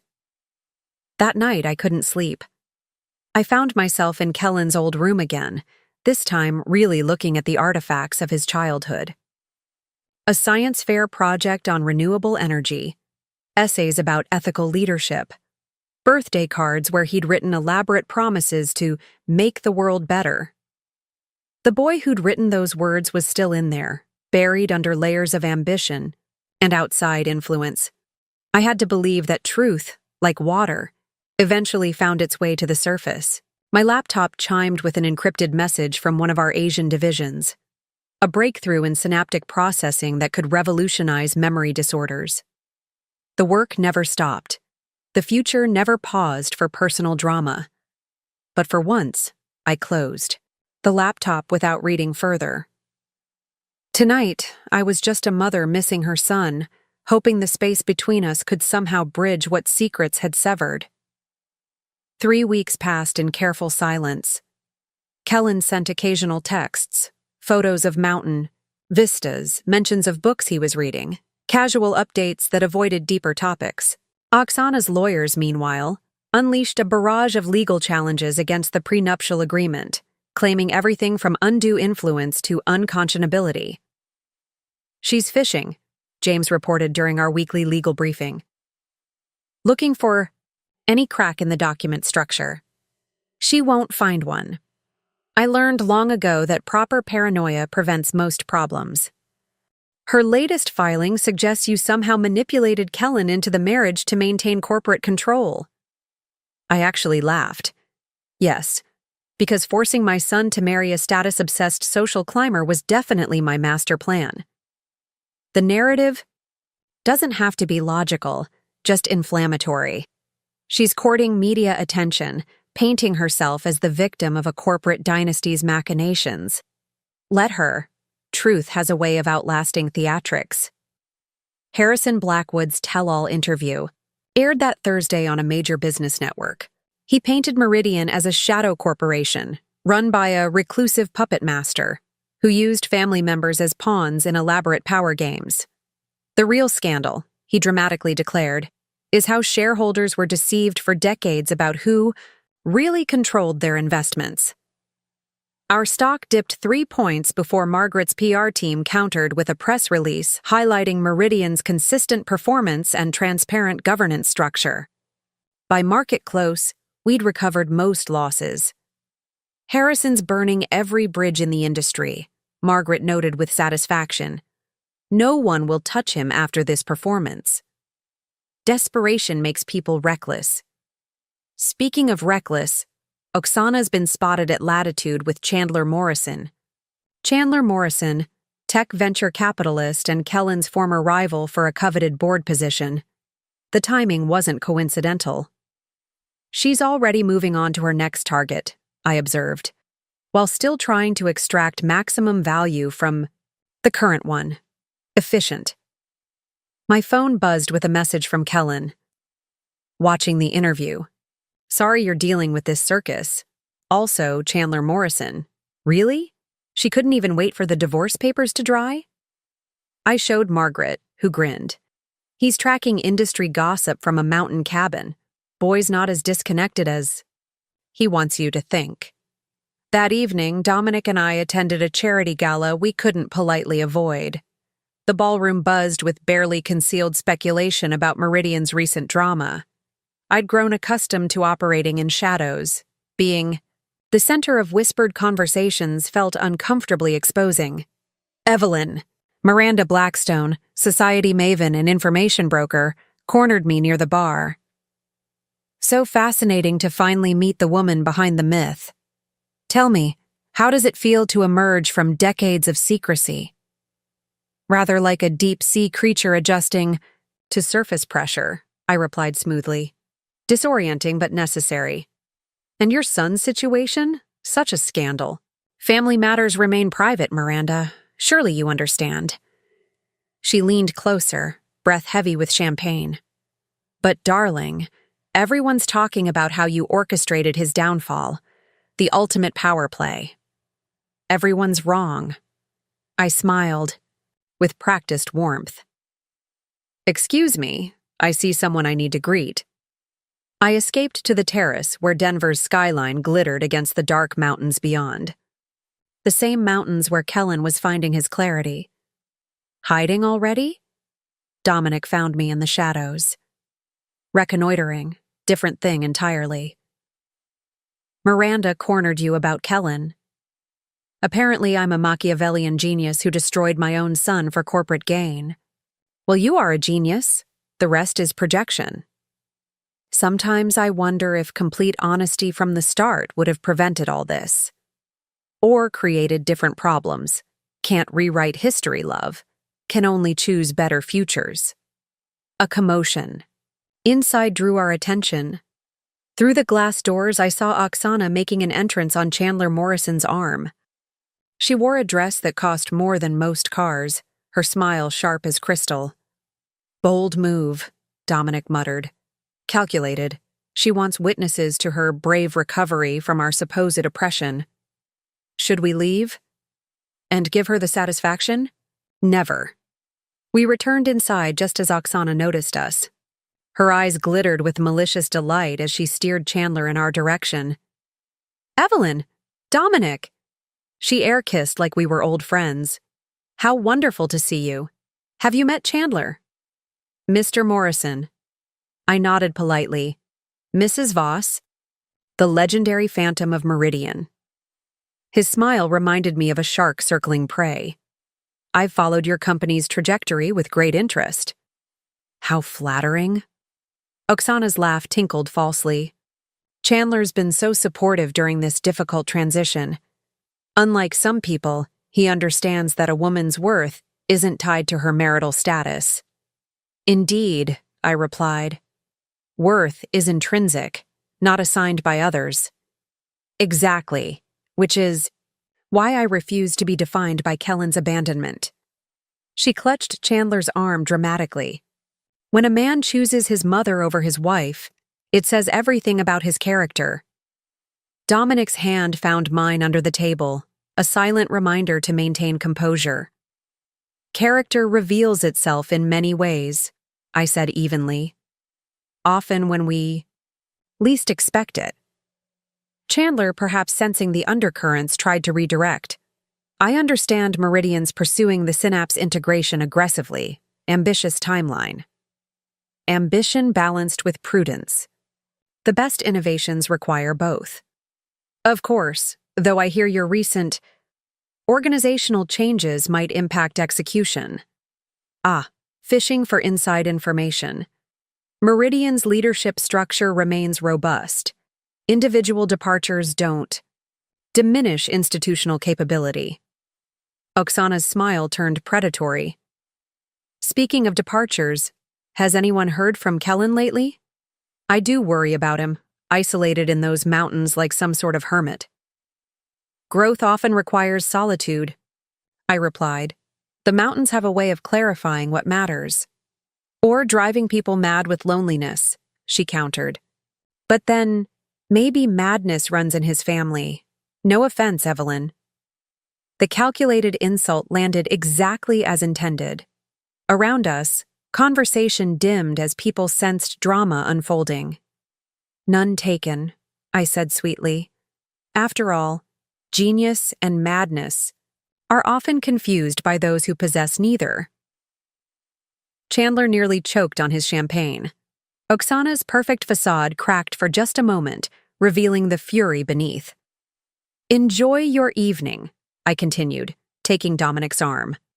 The shrimp towers are exceptional this year. We glided away, leaving her sputtering in our wake. Genius and madness? Dominic murmured as we moved through the crowd. Bit harsh, wasn't it? She questioned our son's sanity. I merely provided perspective. Remind me never to cross you in public, or private. We made strategic rounds, greeting key investors and partners, deflecting gossip with practiced ease. But the evening's strain accumulated like sediment, weighing heavier with each forced smile. Near midnight, my phone vibrated with a call from an unknown number. I almost ignored it, then noticed the area code, Vale. Excuse me, I told Dominic, stepping onto a quiet balcony. Mom? Kellen's voice carried the slight echo of a poor connection. Is everything all right? It's late. I know, I saw something online about a charity thing tonight. Pictures of Oksana with Chandler Morrison. She's wearing the necklace I gave her for our anniversary. The one I saved for 6 months to buy. I heard the hurt beneath his casual tone. I'm sorry. Don't be. It's clarifying, you know? Seeing how quickly she moved on makes me wonder if she ever really... He stopped himself. Anyway, that's not why I called. Why did you call? Uncle Stephen and I were talking tonight about authenticity. About how we construct different versions of ourselves for different audiences. He mentioned something you used to say when I was young. The truth doesn't need costumes. I'm surprised you remember that. I remember everything. I just interpreted it all wrong. Thought you were talking about other people being fake, not warning me against becoming inauthentic myself.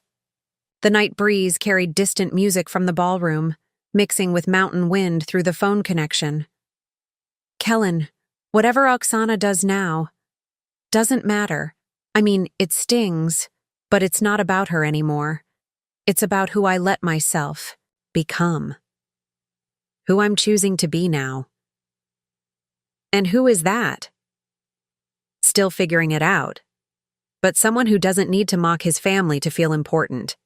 Someone who values substance over surface. That sounds like a good start. I miss you, he said quietly. Both of you. Not the CEO, not the secret billionaire. Just my parents. Tears threatened my carefully maintained composure. We miss you too. I'll be home next week. Maybe we could have that dinner. I'll make your favorite lasagna. The one with the secret ingredient you won't tell anyone? That's the one. After we hung up, I stood alone with the night sky, feeling something shift inside me. The weight of secrets, the burden of protection, all of it seemed less important than the simple truth of a son finding his way home. Inside, the gala continued its swirl of ambition and artifice. But for the first time in weeks, I felt genuinely light. Kellen was choosing his own path, free from Oksana's influence and my well-intentioned deceptions. Dominic found me on the balcony. Good news? Our son's coming home for dinner next week. That's all? That's everything. The next morning brought a flurry of legal documents from Oksana's team, each more aggressive than the last.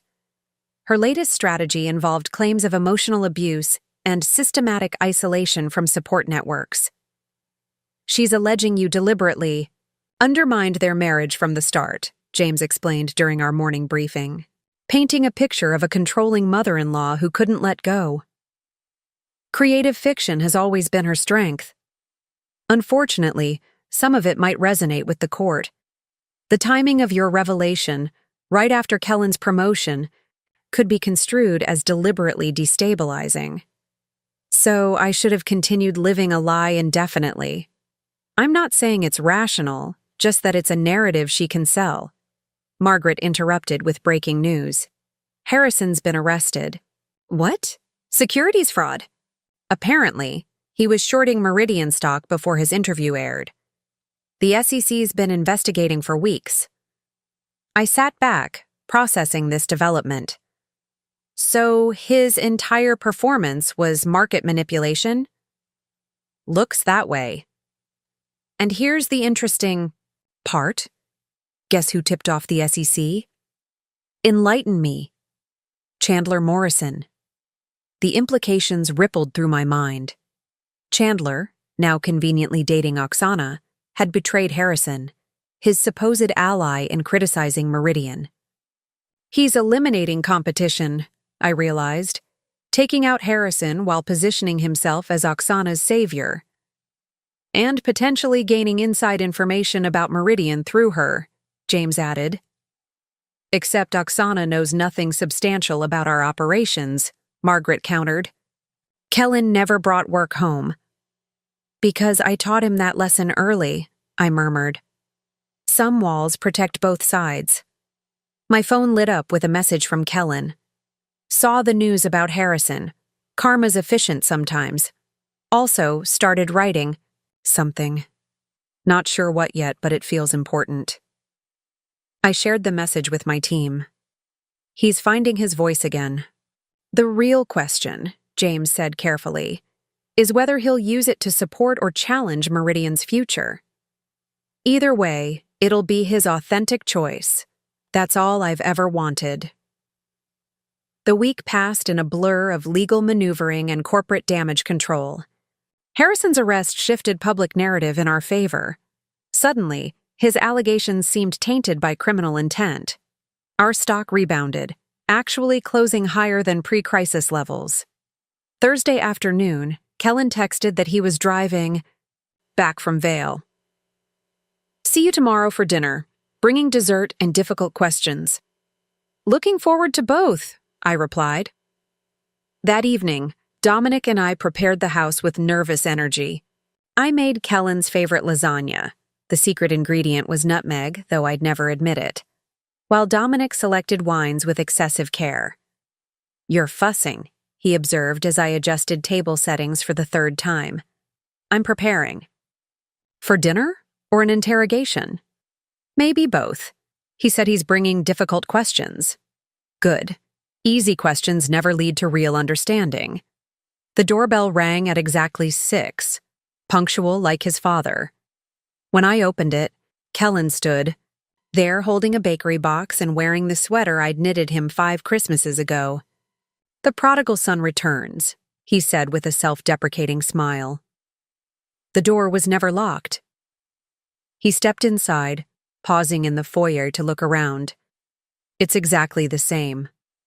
Some things shouldn't change, and some things must.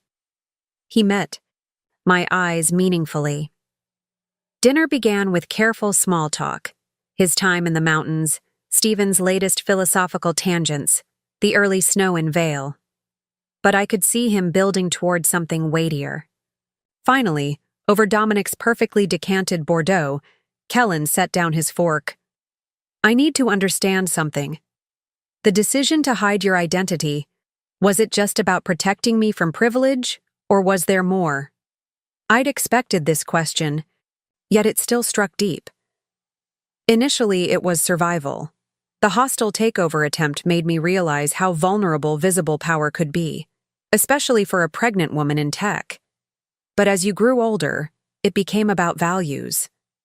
What values? Exactly? humility, empathy, the ability to see people for who they are, not what they can offer. Wealth insulates Kellen. It creates barriers between you and authentic human experience. But poverty can do the same thing, just differently. We were never poor. We were selective about display. There's a difference. He nodded slowly. I've been thinking about that. The performance of middle class versus actual struggle. We had security, education, opportunities. Just not the trappings. Do you resent that? I did. Now. I'm not sure. I see kids I grew up with who inherited everything and produced nothing. Trust fund babies who confused net worth with self-worth. He paused. Like Oksana, maybe? Dominic and I exchanged glances but remained silent. The thing is, Kellen continued, I chose her. Whatever her flaws, whatever her agenda I proposed, I participated in becoming someone I don't recognize. We all choose poorly sometimes, Dominic offered. The measure is what we do after recognizing the mistake. Which brings me to my next question. Kellen reached into his jacket and produced a small notebook. I've been writing. Not just journaling, actual analytical work about corporate culture, family businesses, the psychology of inherited wealth. He slid the notebook across the table. I opened it to find pages of dense text, diagrams, philosophical inquiries mixed with business theory. It started as anger, he admitted, trying to understand what happened to us, to me. But it evolved into something else, a framework for thinking about succession, legacy, the transfer of values alongside assets. I flipped through pages, impressed by the depth of analysis. This is sophisticated work. I had a good teacher, even if I didn't know it at the time. What do you plan to do with this? That depends. He took a deep breath. I want to write a book, not a tell-all exposé, God knows we have enough of those, but a serious examination of family enterprises, the challenges of raising children in unusual circumstances, the balance between protection and preparation. Using Meridian as a case study? Using us as a case study, all of us with permission, the successes and failures, the intentions versus outcomes. I closed the notebook, considering. That would require brutal honesty from everyone involved. I know. That's why I'm asking, not assuming. Your story, your real story, deserves to be told properly. And you think you're the one to tell it?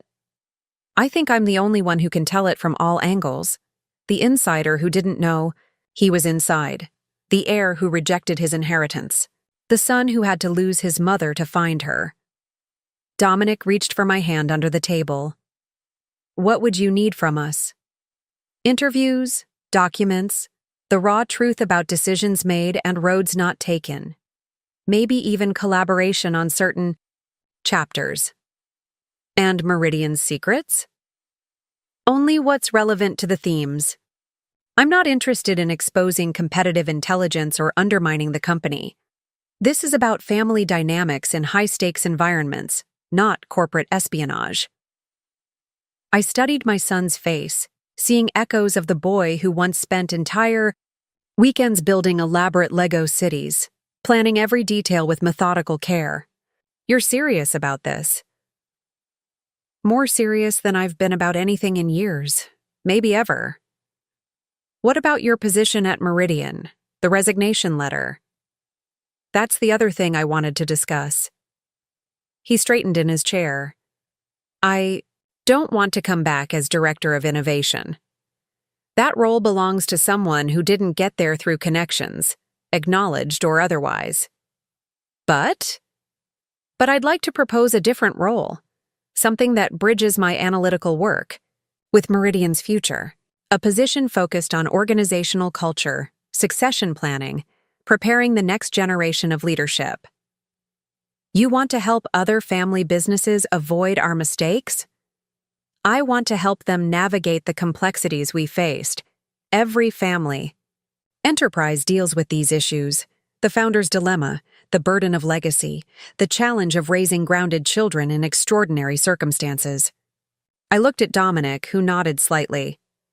"We'd need to discuss this with the board," I said carefully. "Create proper boundaries between your writing project and any official role.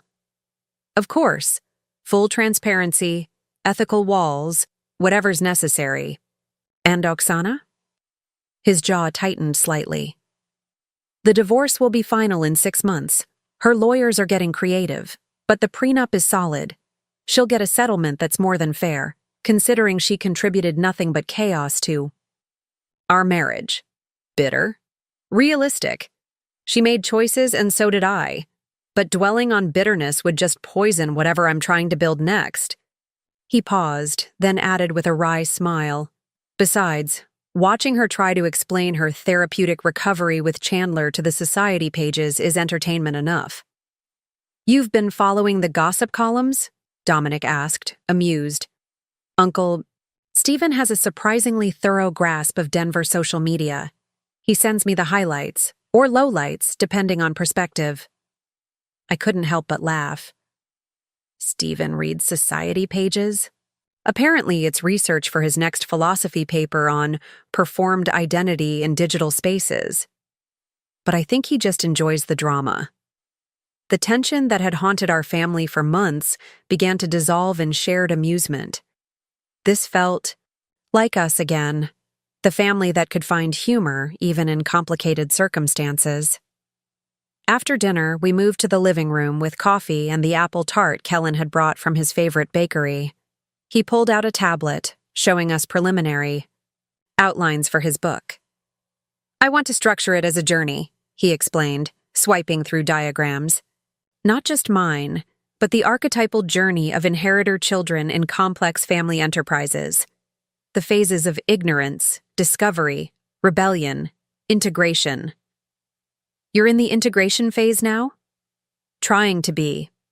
Though writing about it objectively, while still living it, presents interesting challenges." I studied the outline more carefully. "You're including a section on maternal leadership in traditionally patriarchal industries. How could I not? Your story is central to everything.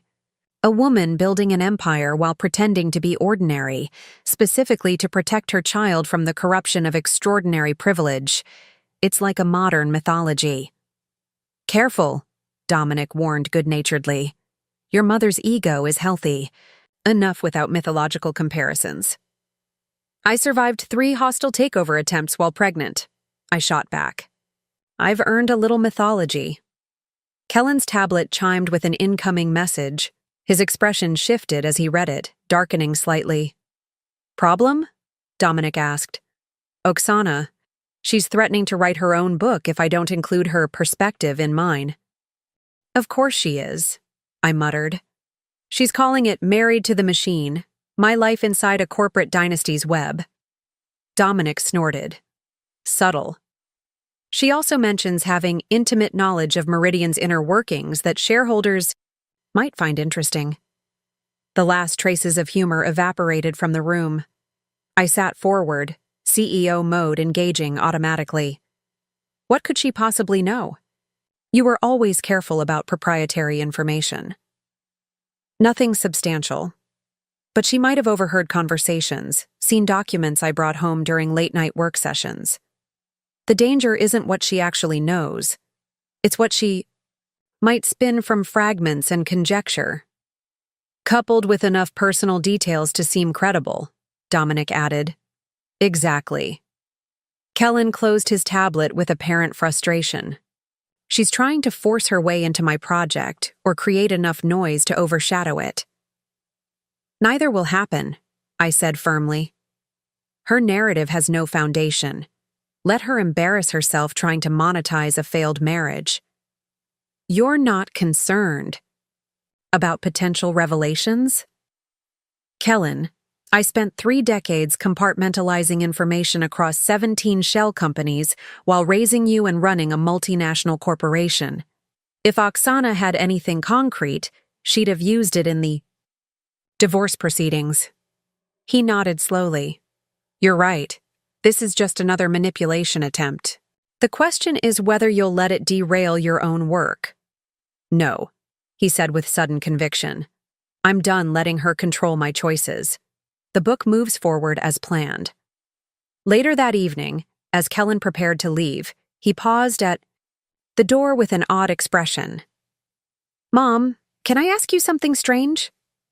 Of course.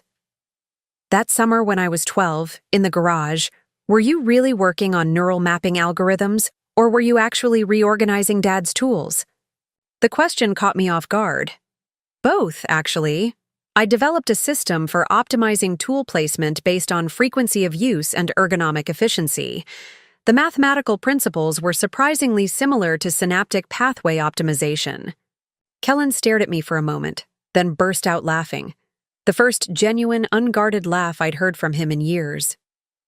Only you could turn garage organization into breakthrough neuroscience. Inspiration comes from unexpected places. He hugged me then, longer and tighter than the awkward embrace at my office. I love you, Mom, even if you are terrifyingly brilliant.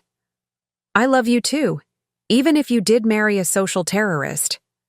His laughter followed him out into the night, and for the first time since this crisis began, I felt hope not just for reconciliation, but for genuine transformation. The following weeks brought a peculiar kind of normalcy. Kellen officially withdrew his resignation and transitioned into a newly created role, Director of Organizational Development and Legacy Planning. The board, initially skeptical, warmed to the idea after his presentation on sustainable family enterprise architecture. He's essentially proposing to study our own dysfunction to help other companies, Margaret observed after the meeting. It's either brilliant or incredibly presumptuous. Why not both? He is my son, after all. Kellen split his time between Meridian's offices and various libraries, conducting research for his book. He interviewed longtime employees, analyzing how the company's culture had evolved under anonymous leadership. His questions were probing, but respectful, seeking patterns rather than sensationalism. Oksana, meanwhile, escalated her media campaign. She appeared on a popular business podcast, describing herself as a survivor of corporate dynasty manipulation. Her stories grew more elaborate with each telling, painting herself as an innocent victim of the Voss family's machinations. I feel sorry for her, Kellen confessed during one of our working lunches. She's so desperate for relevance that she's turning our divorce into performance art. That's surprisingly compassionate. Uncle Stephen's influence. He keeps sending me Buddhist texts about attachment and suffering. He paused. Though he also sent me a compilation of Oksana's most ridiculous Instagram posts set to circus music. So the spiritual journey has limits. Our legal team monitored Oksana's activities carefully, ready to act if she crossed into defamation or trade secret territory. But her revelations remained personal, embarrassing rather than damaging. She's claiming you had a secret room in your house where you conducted business, James reported during one briefing. Complete with hidden computers and encrypted communication devices. Well, that's actually true, I admitted. What? The panic room. Dominic insisted on it after the fourth death threat. It doubles as a secure office. James stared at me. There were death threats? Occupational hazard of disruptive innovation. We handled them quietly. Is there anything about your life that isn't secretly dramatic? I make a very ordinary lasagna, with a secret ingredient you won't reveal. Everyone needs some mysteries, James. Kellen's research began yielding insights that surprised even me. He discovered patterns in family-owned companies that mirrored our own struggles. Founders who hid wealth to protect children, heirs who rebelled against legacies they didn't understand, the delicate balance between preparation and protection. Look at this, he showed me during one of our sessions. The Ferrero family, the Nutella empire. They maintained strict privacy for generations, keeping their children out of the spotlight until they were ready for leadership. Sound familiar? Except their children knew about the chocolate empire. Did they? The current generation describes childhoods remarkably similar to mine. Modest homes, regular schools, parents who worked normal jobs while running a global corporation behind the scenes. I studied the data he'd compiled. You're identifying a pattern. More than that, I'm seeing a legitimate leadership philosophy that's never been formally documented. Stealth parenting for extreme wealth, a protective strategy that sometimes works brilliantly and sometimes backfires spectacularly. And in our case? Too early to tell. Ask me in 5 years. His honesty was refreshing. The arrogance that had characterized his behavior before the revelation had been replaced by intellectual curiosity and appropriate humility. 3 months into his new role, Kellen presented his first major initiative to the board, a comprehensive succession planning framework designed specifically for family enterprises. Traditional succession planning focuses on skills transfer and ownership transition, he explained to the assembled executives. But family businesses face unique challenges: emotional inheritance, value transmission, the burden of legacy. Our framework addresses these psychological and cultural elements, alongside financial and operational concerns. The presentation was sophisticated, drawing on research from psychology, organizational behavior, and family systems theory. I watched the board members' expressions shift from polite interest to genuine engagement. This is groundbreaking. Work, Margaret said afterward. He's combining disciplines in ways I haven't seen before. He inherited his father's ability to see connections and his mother's strategic mind, Dominic observed with quiet pride. Plus a healthy dose of therapy, Kellen added, overhearing us. Amazing what professional help and mountain air can do for perspective. The success of his presentation coincided with increasingly desperate attempts by Oksana to remain relevant. Her promised tell-all book failed to materialize. Publishers apparently weren't interested in her narrative without substantive revelations about Meridian. She's shopping around a reality TV concept now, Kellen informed us over dinner. Real housewives of tech dynasties or something equally awful. You seem remarkably calm about your ex-wife's continued antics, I observed. Uncle Stephen introduced me to this concept called radical acceptance. You acknowledge reality without letting it disturb your peace. Plus, her desperation is actually validating. If she had anything real on us, she wouldn't need to create fiction. That night, Dominic and I reflected on the changes in our son. He's becoming himself, Dominic said. Not who I expected, not who Oksana wanted, not even who he thought he should be. Just himself. It's what we always wanted, isn't it? Even if the path was more painful than we imagined. Pain teaches what comfort can't. You know that. Better than anyone. I did know. Every scar from my early business battles had become a foundation for later strength. Perhaps Kellen needed his own scars to build upon. The next morning brought an unexpected visitor to my office. Chandler Morrison, himself having apparently ditched Oksana as her social capital dwindled. Mrs. Voss, he began smoothly. I believe we may have gotten off on the wrong foot. Have we been walking anywhere together, Mr. Morrison? I hadn't noticed. His practiced smile faltered slightly. I wanted to discuss a potential collaboration. My firm is interested in Meridian's new organizational development initiatives. The ones my son is leading? Precisely. His framework could be valuable across our portfolio companies. I leaned back, studying this man who'd tried to profit from our family crisis.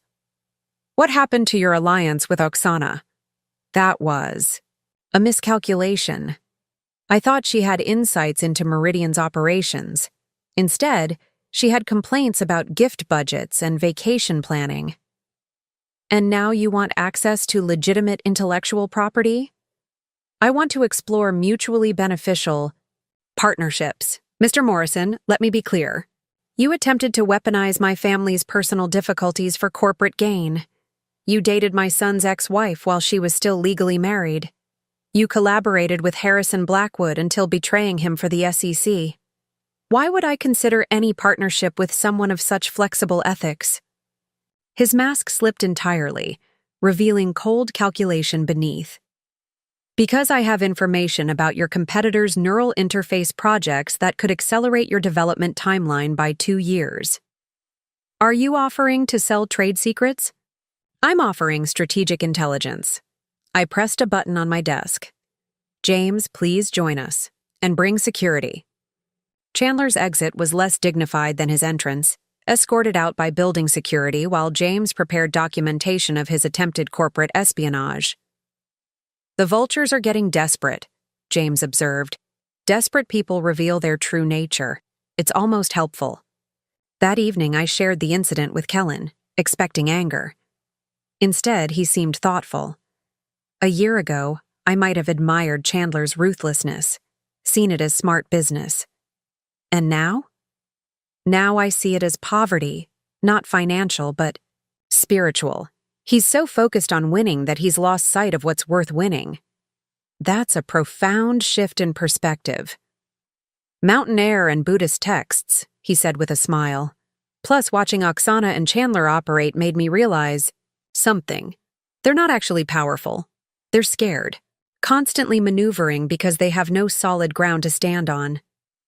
While you're building that ground for yourself, trying to, some days are better than others. His book progressed steadily, evolving from an angry memoir into something more substantial. He interviewed other inheritors from prominent families, academics studying wealth psychology, family business consultants. The work took on dimensions neither of us had anticipated. I'm finding this whole subset of people like me, he reported excitedly one afternoon. Heirs who discovered family secrets, children raised in deliberate simplicity by wealthy parents, people wrestling with legacy and identity. It's like there's this hidden society of confused inheritors. And you're documenting their stories? With permission, anonymized where necessary. But the patterns are fascinating. Almost every family had some version of our situation. Parents trying to protect children from wealth's corruption, children feeling betrayed by the deception, everyone struggling to find authentic relationships with money and power. Sounds like you're writing more than a business book. It's becoming a psychological study, maybe even a philosophical one. Uncle Stephen is thrilled. He's convinced I'm accidentally writing a modern economic treatise on virtue ethics. Are you? I have no idea. I'm just trying to understand why good intentions led to such complicated outcomes. His honesty moved me. This wasn't the boy who'd dismissed his parents as burdens, or the executive who'd sought approval through cruelty. This was someone genuinely grappling with complex questions. 6 months after our first confrontation, the divorce was finalized. Oksana accepted a settlement that was generous but not extravagant. Her book deal had fallen through, her reality show concept rejected, her social media following dwindling as people lost interest in her victim narrative. She's moving to Los Angeles, Kellen informed me, apparently reinventing herself as a wellness influencer. From tech wife to spiritual guide, the modern American journey. Though I do hope she finds some peace. Carrying that much anger must be exhausting. His compassion surprised me again. You've really let go of the resentment? Mostly. Sometimes it flares up, usually when I remember specific betrayals. But holding on to anger at Oksana would be like drinking poison to punish someone who's already left the room. More Buddhism? Actually, that one's from Dad. He texted it to me after the divorce papers were signed. Dominic's quiet wisdom had anchored our family through every storm. I made a mental note to thank him properly later. That evening, Kellen joined us for dinner again, a weekly tradition we'd reestablished. The conversation turned to his book's progress. The chapter on parent-child communication in high-stakes environments is challenging, he admitted. I keep wanting to defend your choices while also acknowledging the pain they caused. Both can be true, I offered. That's what's fascinating. Every family I've interviewed has this same duality: love and hurt, protection and harm, intentions and impacts. It's like we're all stumbling through the dark, trying not to break what we're attempting to preserve. Speaking of preservation, Dominic interjected, your mother has something to tell you. I shot him a look, but he just smiled, encouragingly. What is it? Kellen asked. I took a breath. I'm considering stepping back from daily operations at Meridian. Not retiring completely, but transitioning to a more advisory role. Kellen's eyebrows rose. This is unexpected. Why now? Because hiding for 27 years took its toll. Because emerging from those shadows has been simultaneously liberating and exhausting. Because maybe it's time for Meridian to evolve beyond its founder's constant control. Who would take over? Margaret's the obvious choice. She's been ready for years. And you trust her with your life's work? I trust her competence. More importantly, I trust the systems we've built. Meridian doesn't need me hovering anymore. Kellen looked thoughtful. This wouldn't have anything to do with your upcoming grandchild, would it? I nearly dropped my wine glass. What? Hypothetically speaking, if someone were to have children someday, would you want to be more available than you were for your own son? Are you? Not yet, but I've been thinking about it, about what kind of parent I'd want to be, what lessons I'd take from our experience.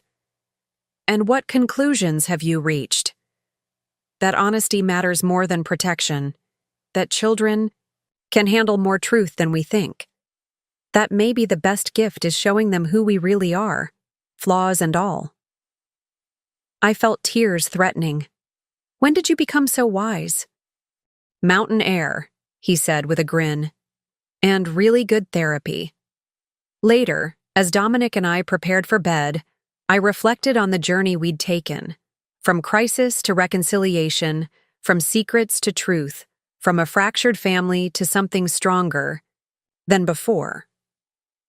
Do you regret it? Dominic asked, reading my contemplative mood. Any of it? The secrets? Sometimes. The protection? Never. The outcome? Ask me in 10 years. Fair enough. He pulled me close. For what it's worth, I think we did okay. Our son is finding his own path while honoring where he came from. Isn't that what all parents hope for? It is. Though I could have done without the international media circus and corporate espionage attempts. Where's the fun in a simple family drama? I laughed, settling into his embrace. Outside our window, Denver glittered against the mountains, the same view we'd shared for decades, yet somehow different now that our secrets had been unveiled. My phone buzzed with a message from Kellen. First draft of Chapter 1 complete. Dedicated to the woman who built an empire while making school lunches. Thank you for both. I showed it to Dominic, who smiled. See? We did okay. We did better than okay, I realized. We raised a son who can see the full picture, success and failure, love and hurt, intention and impact, and still find gratitude in it all. As sleep claimed us, I thought about legacies and what we leave behind. Not just companies or wealth, but the harder inheritances, resilience, integrity, the ability to transform pain into wisdom. These were the true gifts we'd given our son, even if the delivery had been imperfect. In the end, perhaps that was enough. Perhaps it was everything. The next chapter of our story was just beginning. 1 year after Kellen discovered my true identity, we gathered at Meridian's Grand Auditorium for the launch of his book, Invisible Inheritance: Family Dynasties and the Weight of Unspoken Legacy. The turnout exceeded everyone's expectations. Executives from family enterprises across 3 continents, academics studying wealth psychology, inheritors seeking answers to their own complicated relationships with privilege. I sat in the basho, front row next to Dominic, watching our son command the stage with quiet confidence. Not the performative authority he'd once projected to impress colleagues, but something authentic, earned through introspection and hard work. The question at the heart of this research, Kellen was saying, isn't whether wealth should be hidden or flaunted. It's about honesty versus protection, and how parents navigate that impossible balance when trying to raise children who understand value beyond finances. Behind him, slides displayed quotes from the dozens of families he'd interviewed. Children who'd discovered vast inheritances only as adults. Parents who'd concealed empires to foster work ethic. The psychological impact of such revelations, positive and negative, documented with academic rigor and personal insight. My own journey began with anger, he admitted candidly. I felt deceived, manipulated, denied my birthright. But through this research, I came to understand that my parents faced an impossible choice: risk corrupting their child with privilege, or risk alienating him through necessary secrets. His eyes found mine in the audience, and I saw not resentment, but genuine understanding. There are no perfect answers, he continued. No one-size-fits-all solutions for families navigating extraordinary circumstances. But there are principles that can guide us. Transparency calibrated to maturity. Protection that doesn't become deception. Identity formed through values rather than assets. Margaret leaned over to whisper. He's really found his voice. She was right. The bitter, confused man who'd once called me a burden had transformed into someone thoughtful and articulate, capable of examining painful experiences with clarity and compassion. After the presentation, during the reception, I found myself surrounded by leaders from other family enterprises, all eager to discuss how they'd handled similar challenges. We told our daughters everything from the beginning, confessed Lydia Harrington, matriarch of a shipping dynasty. Thought honesty was the only ethical choice. Now they're in their 30s, attending therapy 3 times weekly to overcome their affluenza. We went the opposite route, countered Victor Chen, whose software company had revolutionized medical record systems. Complete secrecy until college graduation. My son hasn't spoken to me in 7 years, claims I stole his childhood. What struck me most was how each approach, full disclosure, complete secrecy, and everything between, had produced both successes and failures. There was no perfect formula, only imperfect humans trying to protect what they valued most. Kellen joined our circle, fielding questions with thoughtful consideration. When someone asked if he resented his upbringing, he paused before answering. Resentment implies that something was taken from me unfairly. But what my parents did wasn't about taking, it was about giving something they believed was more valuable than wealth or status. They gave me the chance to become someone based on character rather than circumstance. His gaze met mine, and I felt a surge of emotions too complex to name. Did they make mistakes? Absolutely. As did I. But those mistakes created the path that led here, to understanding rather than ignorance, to purpose rather than entitlement. Later, as the crowd thinned, he found me alone near the windows overlooking the city skyline. "Thank you," I said simply. "For what?" "For seeing beyond. Your pain. For finding meaning in our mess. I had good teachers, even when I didn't know I was being taught."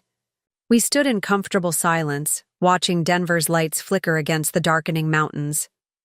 "The board approved my proposal," he said after a while. "The Family Enterprise Institute?" "Yes. We'll launch next quarter, a research center, dedicated to studying succession planning, next-generation leadership, and the unique challenges of family businesses. Entirely separate from Meridian's corporate structure, but funded through a foundation grant. Your own independent domain. Built on what I've learned, but not defined by either rebellion or legacy. Something genuinely new.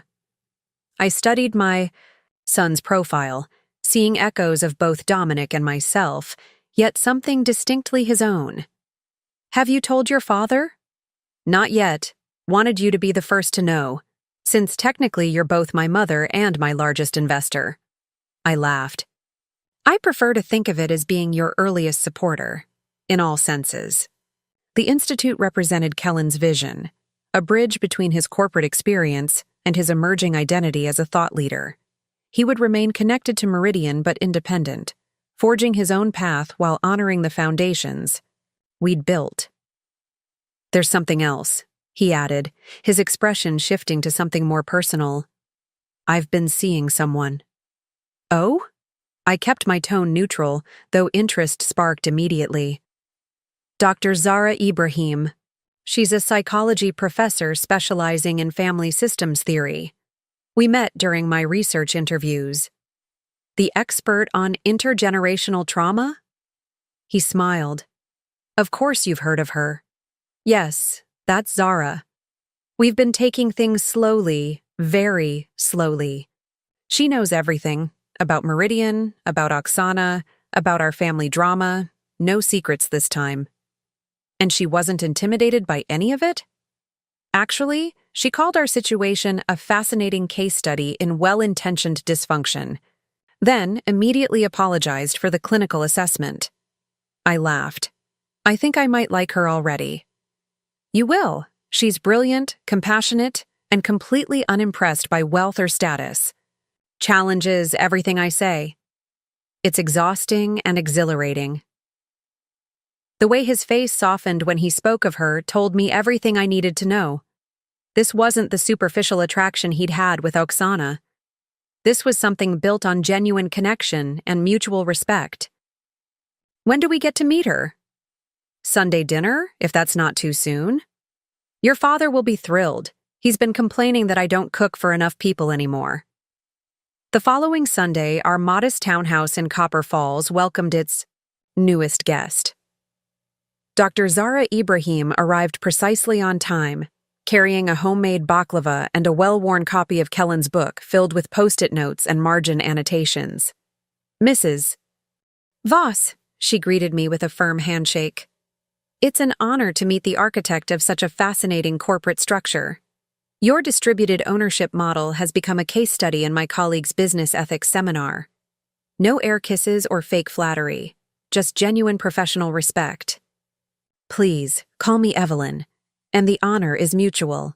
Your work on family narratives has been groundbreaking." "She's already analyzed our entire dynamic," Kellen said with mock resignation. "I've been diagnosed with approximately 7 different complexes." "Only 3, and they're quite manageable," Zara countered with a smile that transformed her serious demeanor. "The others were merely contextual adaptations to extraordinary circumstances." Dominic emerged from the kitchen, wiping his hands on a dish towel. "Zara, welcome. I hope you like lasagna with inexplicable secret ingredients." "My favorite kind," she replied without missing a beat. Throughout dinner, I observed the easy rapport between Kellen and Zara, the way they referenced shared ideas, challenged each other's perspectives, and communicated through subtle glances. She was nothing like Oksana. Where Oksana had been calculated and performative, Zara was authentic and direct. Where Oksana had sought status, Zara pursued understanding. "Kellen tells me you're considering a more advisory role at Meridian," Zara said as we moved to the living room with coffee. "The transition is nearly complete. Margaret officially takes over as CEO next month." "And how does that feel? Stepping back from something you built from nothing?" The directness of her question caught me off guard. Most people tiptoed around such personal inquiries. "Liberating and terrifying in equal measure," I admitted. "Like watching your child take their first solo steps. Pride in their independence, mixed with the instinct to hover and protect." "An apt metaphor," she smiled. "Though I imagine Kellen's first steps were less dramatic than Meridian's leadership transition." "Actually," Dominic interjected, He knocked over an entire presentation board during a video conference with Japanese investors. Evelyn didn't miss a beat, kept presenting while simultaneously righting the toddler and the toppled easel. Multitasking has always been her superpower, Kellen added. Mine too, Zara said. Academic department politics make corporate boardrooms look straightforward. The conversation flowed naturally through the evening, professional insights, blending with personal stories, serious discussions lightened by genuine laughter. For the first time in years, our family felt extended rather than diminished. Not because Zara filled some missing piece, but because her presence reflected Kellen's growth. As they prepared to leave, Zara asked an unexpected question. Evelyn, I'm curious. When you were creating your hidden identity structure, did you consider the psychological implications for Kellen, or were you focused primarily on practical protection? Again, her directness was refreshing, if uncomfortable. Honestly, I thought I was choosing the lesser of two evils. Exposure to wealth's toxicity seemed more dangerous than the complications of dual identity. And now, with hindsight? I glanced at my son, standing tall beside this woman who valued truth above comfort. I'd make the same choice, but with more transparency as Kellen matured. Secrets have their place in protection, but they become prisons if maintained too long. Zara nodded thoughtfully. The developmental appropriateness of truth, that's the challenge every parent faces, just on a different scale. After they left, Dominic and I sat on the porch swing, processing the evening. She's remarkable, I said, and completely wrong for the son we thought we were raising, but exactly right for the man he's become. 6 months later, after Meridian's successful leadership transition and the official launch of Kellen's Family Enterprise Institute, our family gathered at Stephen's mountain cabin for a weekend retreat. Dominic and I, Kellen and Zara, Stephen, and his longtime partner Marcus, just the 6 of us surrounded by autumn colors and mountain silence. On Saturday evening, as we shared stories around a crackling fire, Kellen surprised us all by raising his glass.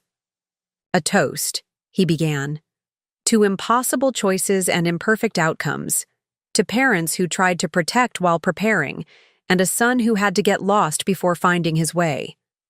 His eyes met mine across the flames, filled with a depth of understanding that transcended our complicated history. 1 year ago, I discovered my mother wasn't just a bookkeeper, but the founder of Meridian Dynamics. I called her a burden, dismissed her wisdom, and lost myself in superficial success. Today, I'm grateful. For both the deception and the revelation, for both the privileges hidden and the challenges given. Beside him, Zara squeezed his hand encouragingly. The greatest gift my parents gave me wasn't wealth or position or comfort. It was the chance to discover value beyond those things, to build identity through character rather than inheritance. He raised his glass higher, firelight catching in the amber liquid. So here's to the burdens that break us open and the truths that put us back together. To family, complicated, imperfect, and irreplaceable. As glasses clinked in the mountain cabin, I reflected on our journey, from deception born of protection, to crisis born of revelation, to reconciliation born of understanding. None of it had gone according to plan, yet somehow we'd arrived where we needed to be. Later that night, while others slept, Kellen found me on the cabin's deck, watching stars sprinkle light across the mountain darkness. "Can't sleep?" he asked, wrapping a blanket around my shoulders. "Just enjoying the quiet. It's been a tumultuous year. Worth it, though." He settled into the chair beside mine. "I've been thinking about something Zara said during one of our early conversations. She asked if I could simultaneously hold two opposing truths, that you acted out of love and that your actions caused pain. Wise woman. She is, and her question changed everything for me. Before, I could only see betrayal or protection, lies or love. But reality exists in the space between absolutes. A shooting star traced briefly across the sky, gone almost before we registered its presence. "Did I ever tell you about the real reason behind Meridian's name?" I asked. "I always assumed it was about navigational precision.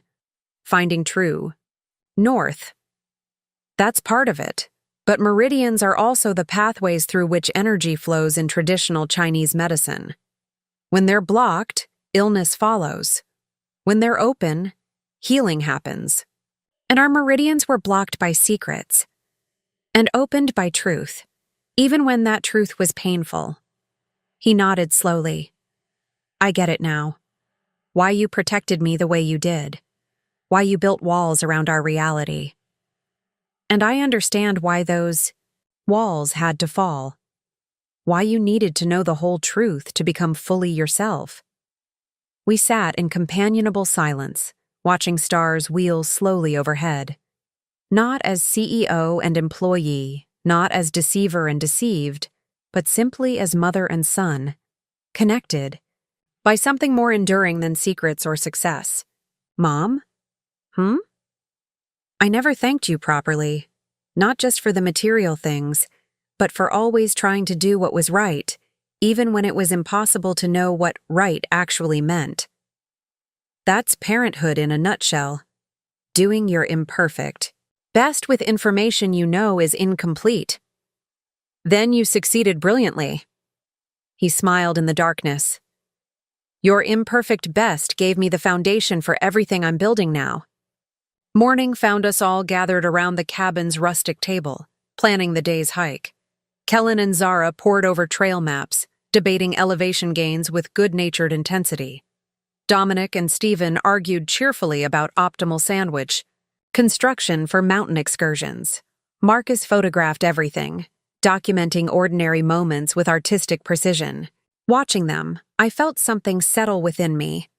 A recognition that legacy isn't what we leave behind, but what continues to live through those we love. Not just genetic inheritance or financial assets, but values, questions, approaches to life's complexities. My son had called me a burden, then discovered I was his company's major shareholder. But the real discovery went deeper than corporate structure or hidden wealth. He'd found the truth that had always anchored our family. That worth comes from character, not circumstance. That power without purpose is empty. That being known is more valuable than being important. As we shouldered day packs and stepped onto mountain trails, I realized that the most precious inheritance wasn't Meridian Dynamics or its billions in assets. It was this, the ability to walk together through beautiful and challenging terrain, supporting each other's journey while honoring each person's distinct path. The company would continue. The wealth would grow or diminish according to market forces, but the legacy that mattered most was already secure, alive in my son who had faced his inheritance, questioned it, rejected it, and ultimately transformed it into something uniquely his own. That transformation wasn't an ending. It was the beginning of a new story, one we would write together, one step at a time, on the path ahead. Up next, you've got 2 more standout stories right on your screen. If this one hit the mark, you won't want to pass these up. Just click and check them out.